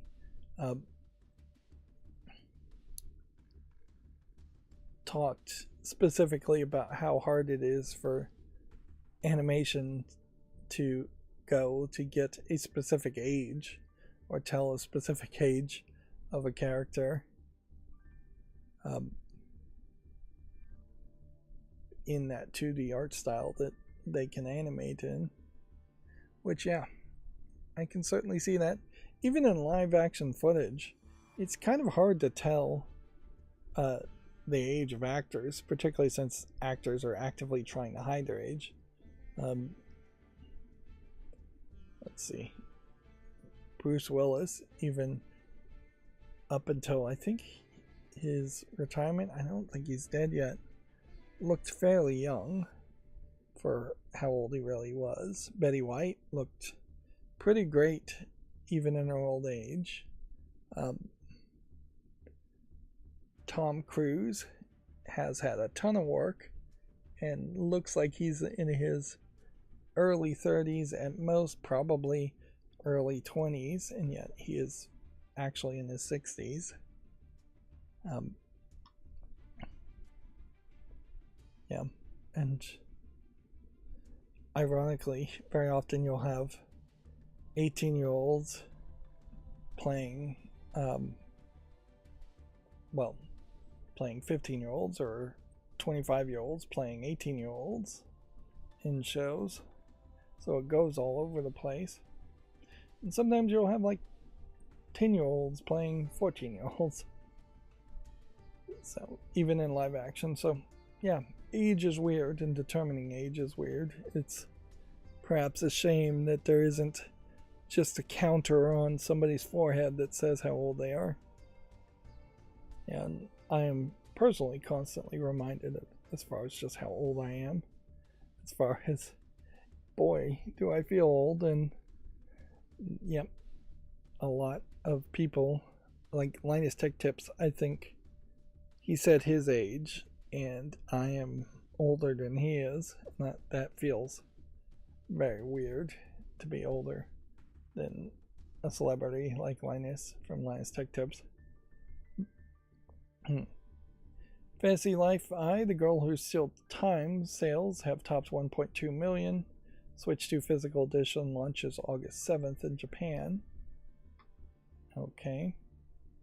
This game is being received still very well. So clearly it has something going for it that I definitely don't see. Alright, and before we jump into the gaming on Linux, I'm going to once again pause and take another short break, so I'll be right back.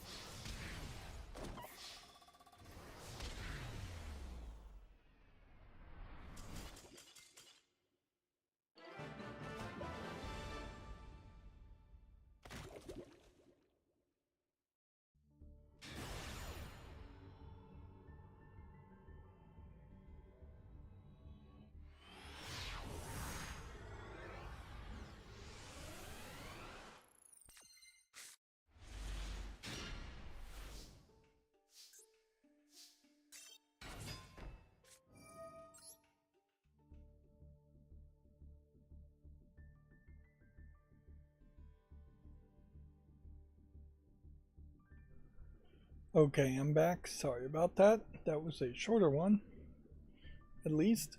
So we're going through the Gaming on Linux articles as soon as I can get my reclining chair to lift up its legs. Which, yeah, it's electric, so it takes a while. Excuse me, I also decided to eat a tortilla chip as a snack, so now I'm coating my mouth with little salty particles, which sounds like a euphemism. I can't say that word at the moment, but isn't. Gaming on Linux. Incredible cheap treats in the Steam Summer Sale under £3. I never remember the Gaming on Linux seems to be UK based, but yeah, he's got a list of games here, which we actually don't need to really scroll down because all these games are also going to be opened to look at. Now, am I open to buying more games? Not really. I think I've spent enough money in the past couple days, and most of these games I already own anyways, so, or they already are on my wish list anyways. Maybe I can check box some things to show when I last looked at them.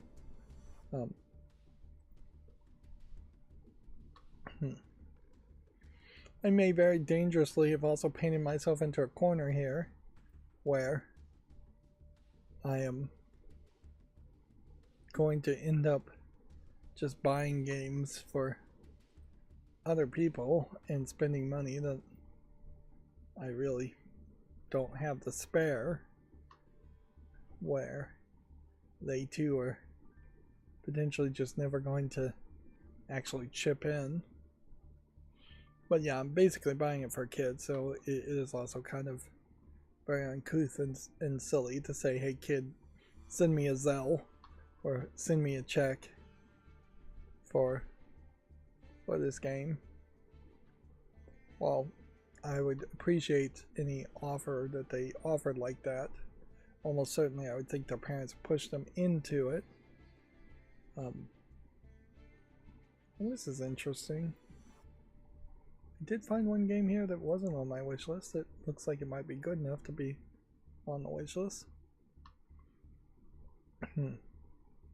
Yeah, no adult feels particularly good about taking a kid's money. I did have a thought, certainly with the Half-Life series, which, yeah, the Valve Complete Pack is probably the best bundle there. With Half-Life Alyx now being playable outside of 3D, outside of VR, which I think it is playable outside of VR now through some mod or some reason. I think you can just play it. There is more reason now than ever for me to finally play the Half-Life series.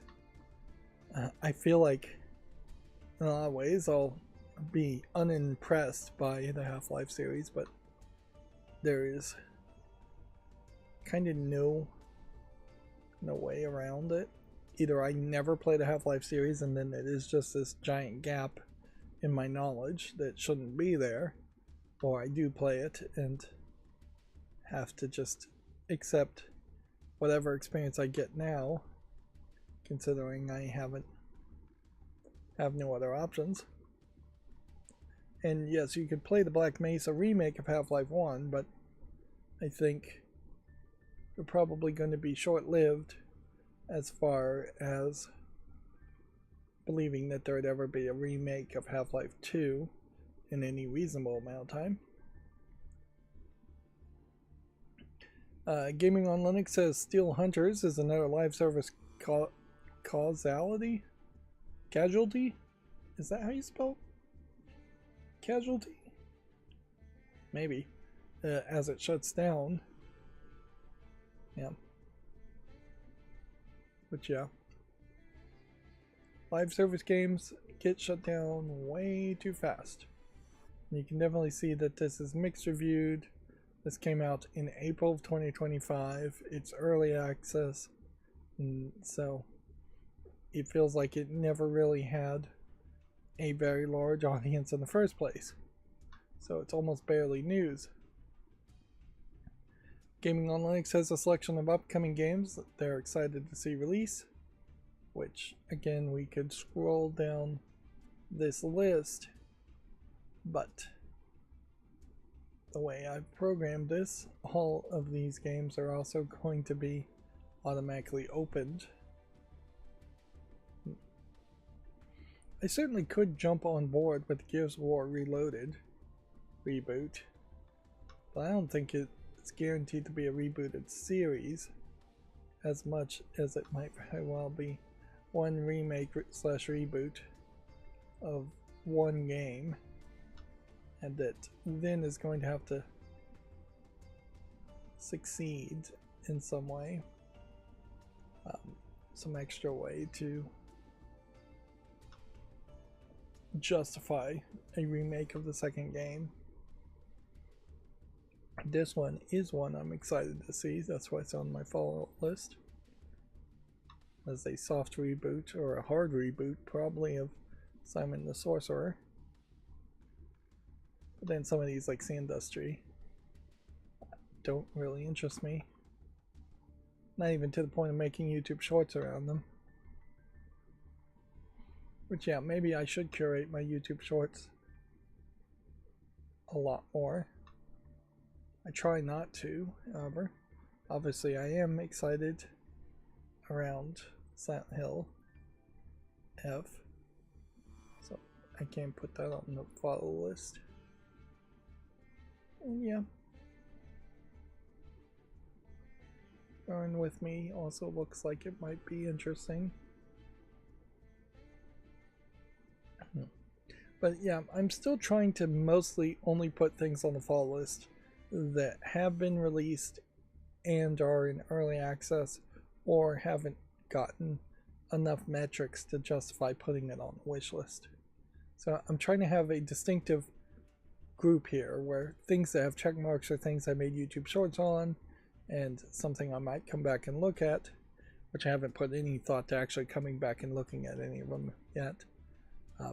Whereas follow lists are things that I'm really following to see them come out of early access, and wish lists are things that are good enough to actually purchase at the moment.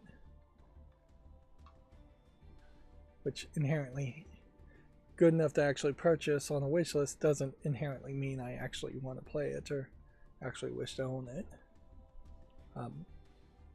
Other than in a very greedy, nebulous term of I'd love to own all video games, which even if I did own all video games, curating that library would be a nightmare. It's very difficult, even with 1,700 games at the moment, to curate that library and go through it. It would be practically impossible if I had 100-fold as many games. Mr. Phoneboy is like Stardew Valley, but with optimization and automation, which, okay, that's an interesting twist that maybe would make me more interested in these kinds of games, but I don't know. I still think it really just touches on subject matter that I'm not particularly that interested in as far as farming goes. Operation Octo is an upcoming frantic aquatic tower defense with big boss fights. Which, yeah, I don't know if that's particularly that interesting, but visually it does look different. So I'll make a short on it. Vehicle number 4 has you build your own vehicle in this horde survival game. Alright, that might be an interesting twist, as you're just kind of doing this whole construction type thing in a survivors type experience. In Silence Waits is an upcoming modern take on a classic graphical adventure. Silent Shoals Software announced In Silence Waits. It's a new story, but it's a throwback, and you can see the CGA color palette has a throwback element to it. The question I would ask though is there a big enough audience that really wants to play these throwback text-based adventures or not? Because I'm not sure there really is a big enough audience for it. There's barely a big enough audience for point-and-click adventures. Moving on, The Last of Us Part 2 Remastered got a new way to play chronologically. Yeah. They introduced Uncharted themes for Joel and Tommy as reward for completing chronological mode, so skins you can only use after you play chronological mode, which would be probably the third time you played the game, would be the first time you could actually use the skins, which seems crazy.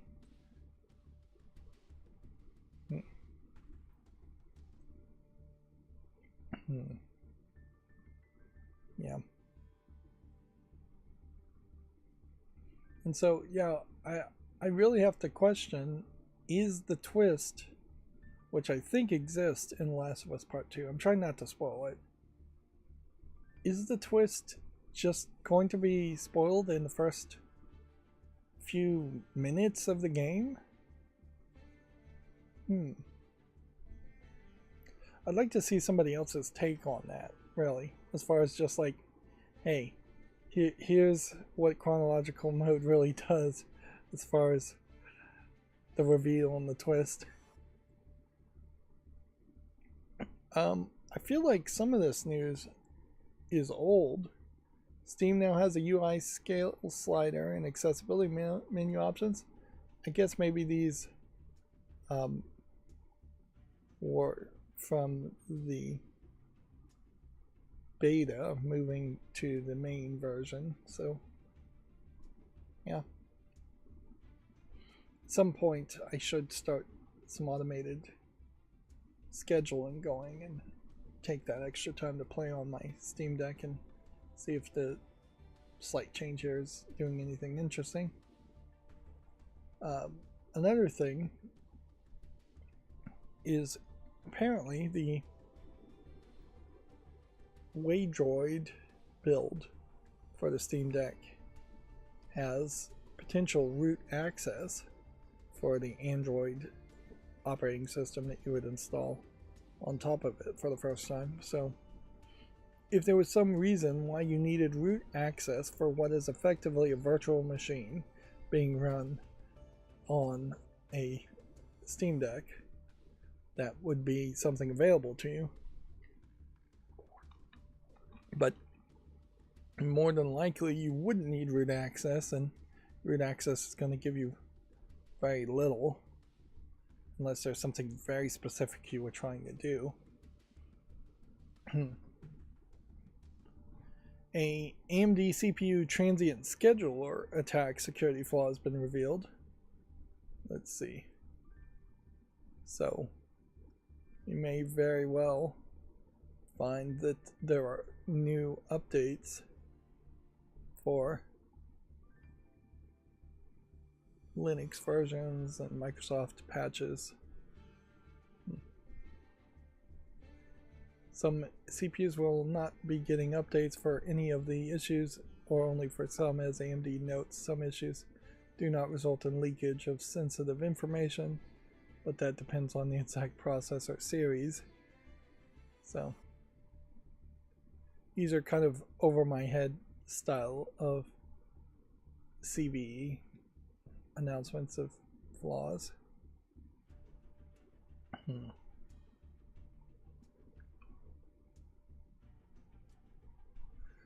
This may push SteamOS to push a newer Linux kernel, but maybe not. It may only slightly motivate them And they're not really listing the CPUs. And if I go to AMD's website, not only is it going to be just a big issue, it's going to be hard. So first generation EPYC processors are the server processors, so you probably don't even need to worry about them, I think. Yeah.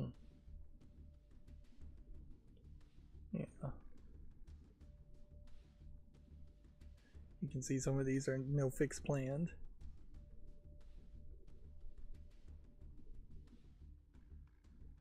Yeah, these were data center processors. Data center graphics. So you have to scroll down here to client processors. So Ryzen 5000 series with Radeon, Premier AM4. Oh, so actually, if it starts with AM4, I believe the Steam Deck has an AM2. That it is just such old hardware that it may not even matter. Although I might be confusing some things there, too.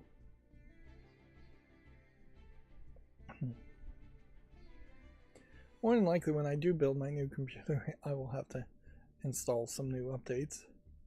That's another reason why Bazzite Linux might be a little bit better than SteamOS too, is that there would just be better support for newer hardware, and better updates for when bugs are found in newer hardware.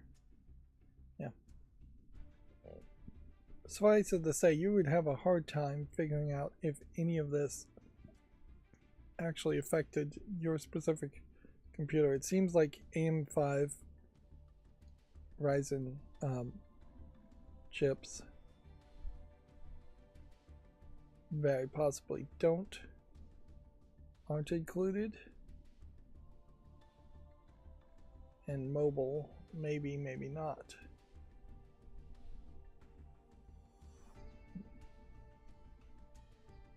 Yeah. I don't know how many AM5 chips are actually out there too, though. It may be that there actually aren't any AM5 chips out at the moment.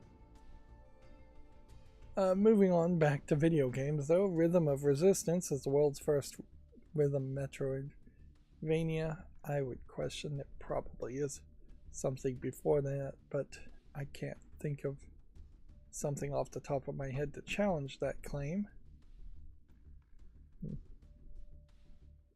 Weirdly, this does create a situation where I probably couldn't play this game despite being kind of a fan of Metroidvanias. Moving on, the big diplomacy update for X4 Foundations is now in beta. The game is literally just calling it X4 for the 4X style of gameplay that I never really have learned to appreciate. Here's all the games to claim for Prime Gaming for Prime Day 2025. This will tell us what you would be claiming it on. There, so Epic Games Store, Good Old Games, Amazon. We were specifically looking for the Marvel game. So, but I would be extremely shocked if all of a sudden one of these lines said Steam. Yeah, Marvel Midnight Sun is for the Epic Games Store. So, yeah. Not a Steam link, thus not interested. Bazzite apparently has gone through a major change. Weirdly, I hadn't heard about this, so this must be almost breaking news. Bazzite has a July 2025 update out with some interesting new features and expanded device support, and apparently a new app store.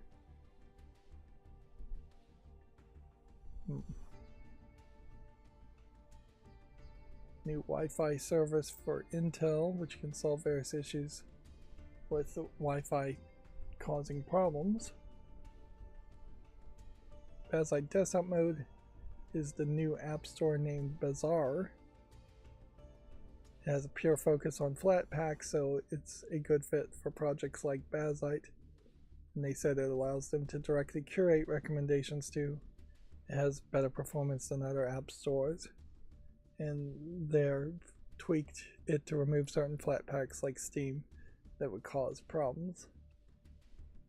The Flatpak version of Steam, Bazzite, I'm sure comes with Steam pre-installed, or wants you to install it outside of the sandbox Flatpak version of it. I heard something interesting about Arch Linux, which is what SteamOS is built on, in that there are literally two command line, console line installers. There's AUR for apparently user space applications that you would install just for your own user's usage. And then there's package manager called Pacman that is for system level installs. Which, yeah, that creates a weird split that I had never seen before, as far as two different programs to install applications on a Linux distribution. But for most people, something like Bazaar makes a lot more sense, and we can see they're promoting some of the big ones. Prism, I believe, is a Minecraft launcher, and Minecraft Bedrock launcher, I think, is a little bit more simplistic. RetroArch being shown here. RetroDeck, I don't know anything about that. And then the Heroic game launcher, I know, is trying to merge several other storefronts together.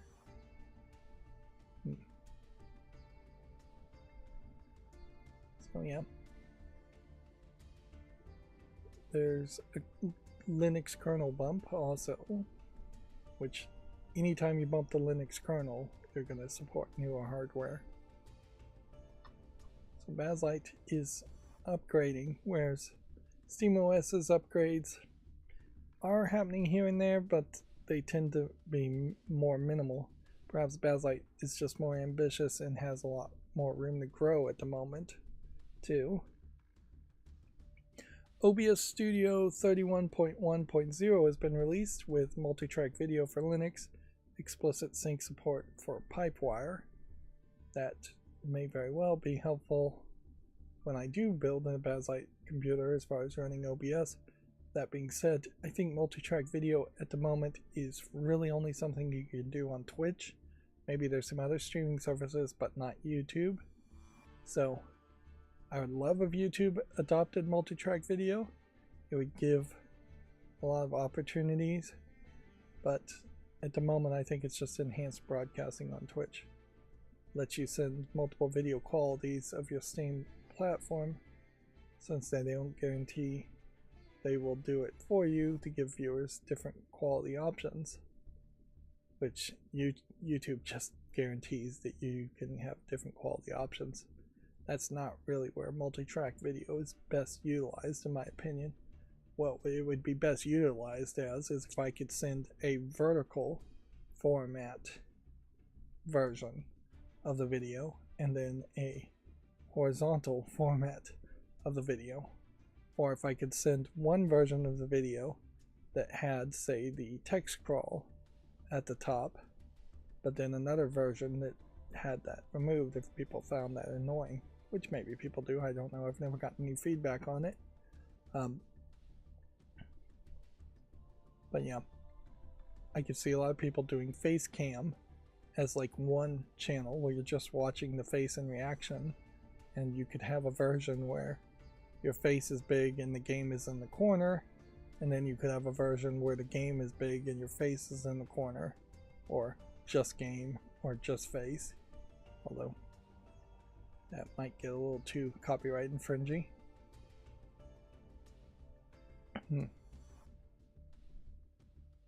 explicit sync support for Pipewire screen capture. That should ensure our graphic drivers get a good capture performance and accuracy. There's more goodies for Linux, like a hardware accelerated browser source, which is not supported on NVIDIA yet, and a few bug fixes. That being said, Linux or otherwise, OBS 31.1 is still OBS for the most part. I mean, there's very little they'd want to change drastically. They wouldn't want to make drastic changes, and it works for the most part. So, yeah, a better resolution and encoding might be nice. If you could make smaller videos and upload smaller videos at the same quality, that would be nice. If YouTube supported other things like surround sound, that would be nice. It is very much for me, what does YouTube support versus other settings. I did look during the Prime Day sales, and yes, you could get some cheap XLR cables, and you could maybe get a cheap, relatively speaking cheap still, several $100 sound mixer, but I didn't see any microphones other than the Blue Yeti itself being available for sale, which I already have a Blue Yeti, so I wouldn't want to upgrade it. So it's probably been about 15 years, and I think my setup is probably going to just last me another 10 years plus. As long as it doesn't break, there's really just no reason to change it without spending a massive amount of money, and it's hard to justify that when you're not even in the YouTube partner program or making any money on your content.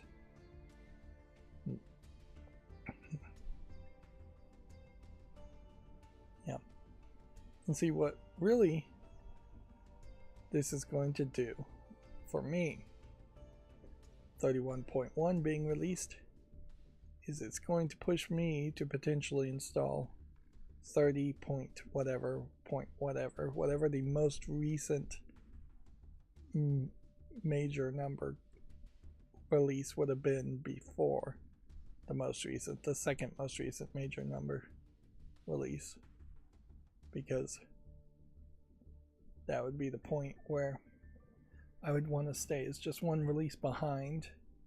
Although technically these releases, they said were going to slow down for OBS, and that they were going to be bigger, more impactful releases when they did come out.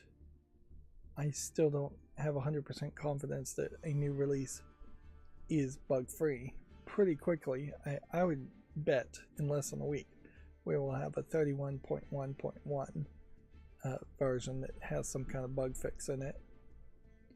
And for production level work, I would prefer to not have to constantly update OBS and have something weird happen there that's beyond my control. Moving on to GameDeveloper.com. Wargaming's live service Steel Hunters scrapped after 3 months. Unfortunately, we've come to the conclusion that continuing development is not sustainable. I generally expect that if a game is scrapped after 3 months, it was basically already scrapped before it was even launched. Sony unveils an unconventional chronological story mode for Last of Us Part 2. Puts the levels in chronological order, blending what were previously two distinct sections of the game and multiple flashbacks. Peak has surpassed 4.5 million sales within a month. Yep. I guess we'll leave it at that. Ubisoft is still making layoffs after securing a $1.25 billion Tencent investment. Remember, though, that Ubisoft does seem like it is just falling apart at the seams as a company. That is why, in part, I think I got one of the games from the Steam Summer Sales, because I was trying to grab something from Ubisoft before it goes out of business, which I I don't know how long or that they are going to last. I would suspect probably longer than anybody thinks, but yeah, 10 years from now, I would be surprised if Ubisoft is still around. Although it's a bold bet to expect any video game company to be around in 10 years. Let's see. Epic Games and Samsung have settled an app blocking lawsuit. The settlement took place days before Samsung Unpacked event, during which the company is announcing its new phone slate. Let's see. So Epic Games sued Samsung back in 2024 and says it did not receive money damages from Samsung. And that's probably about as much as we really are ever going to get. And yeah, I think it very much is the case that Epic Games was suing a lot of people trying to win against Apple, and may have won against Apple enough to be satisfied, or may have spent so much money in these lawsuits to realize it's not worth it anymore. It's crazy that there really is just no punishment for a CEO like Tim Sweeney, though, that definitely feels like they are personally, emotionally attacking companies through lawsuits and dragging the entire company into expensive lawsuits. But I mean, if the shareholders are cool with it, the shareholders are cool with it. If they aren't, they would try and vote him out. And he may be a majority shareholder, so that may still not work. Yeah, there's a imbalance of power there based on who has the most money, which I would like to see everyone strive to undo systems like that wherever you can. There is a report that Testronic is shuttering outsourcing studio Secret 6 Madrid. Quote, "We're facing this situation with deep sadness at the injustice it represents." I don't know any of these companies, though. And if this is supposed to be game developers, doesn't look like game developers to me. These could be game testers. But headphones, wearing a backpack, in a chair wearing a backpack is weird. Mouse and keyboard, gaming.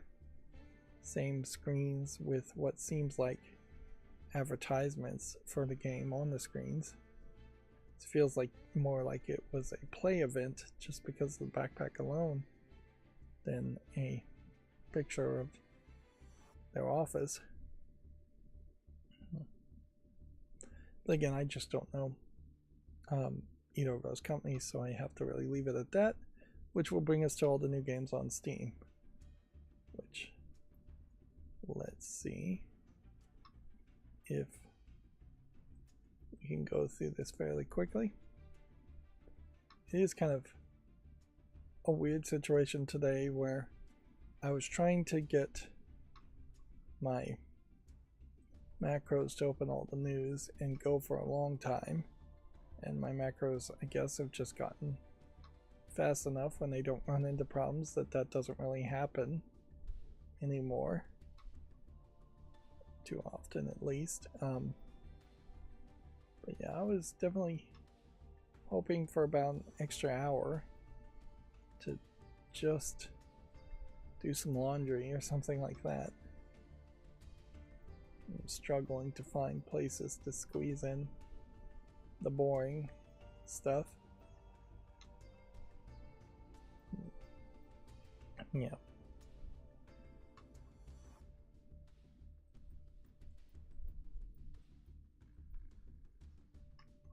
I suppose on the Prime Day sales, I can also say, if there is well,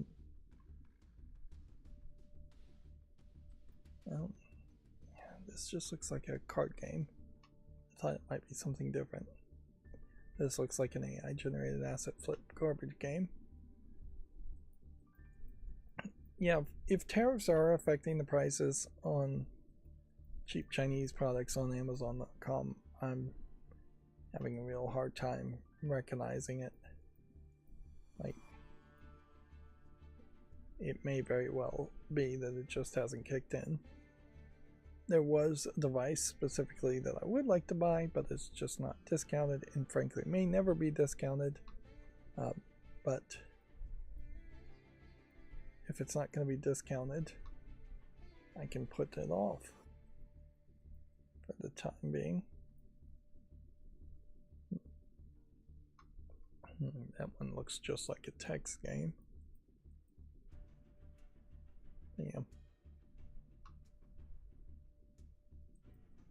If the tariffs do hit, I think they're going to hit randomly, and I think they're going to hit hard at this point. And they probably are not going to affect me as much as they will affect the average person, since I have stupidly already purchased things. Now would be a time, if you are afraid of tariffs, which maybe you are and maybe you aren't, to get a new phone, get a new TV, get a new computer. But yeah, you may very well find that prices are just about the same by the time we hit Black Friday this year. Yeah, it feels to me very much like it's likely going to be a coin flip, in that prices probably won't come down anymore on Black Friday. Maybe slightly different things will be on sale on Black Friday versus the Prime Day sale. But yeah, there is either a coin flip. I think that it will be the same price, or it will be a higher price, and I would suspect a very much higher price. This is a weird looking game, and I always want to kind of highlight weird.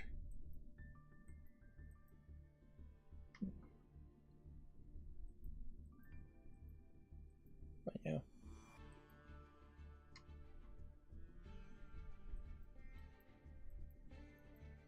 Guess there is a question. This feels like this one should have been censored in the adult section. Maybe a little too lewd.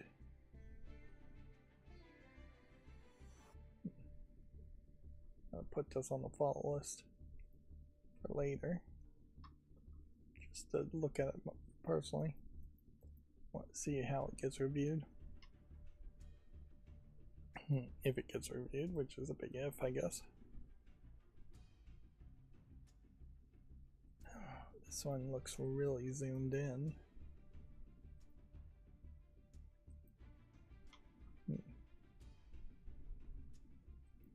Yeah. I could definitely see it being a case where here's a Yuri game. You don't get too many of those.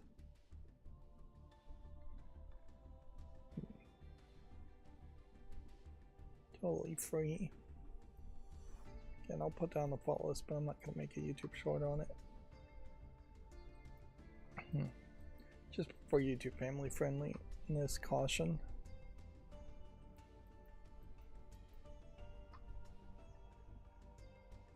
Yeah. So much has happened already since January, even, that there's really no telling what state the world will be in and your personal lives will be in by the time you get to Black Friday, by the time people start thinking about Christmas, if people are going to think about Christmas at all.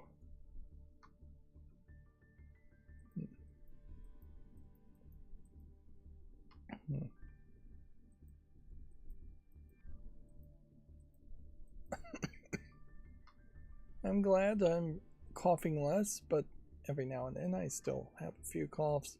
Although in fairness, even at my most healthiness, I suspect I would still cough every now and then.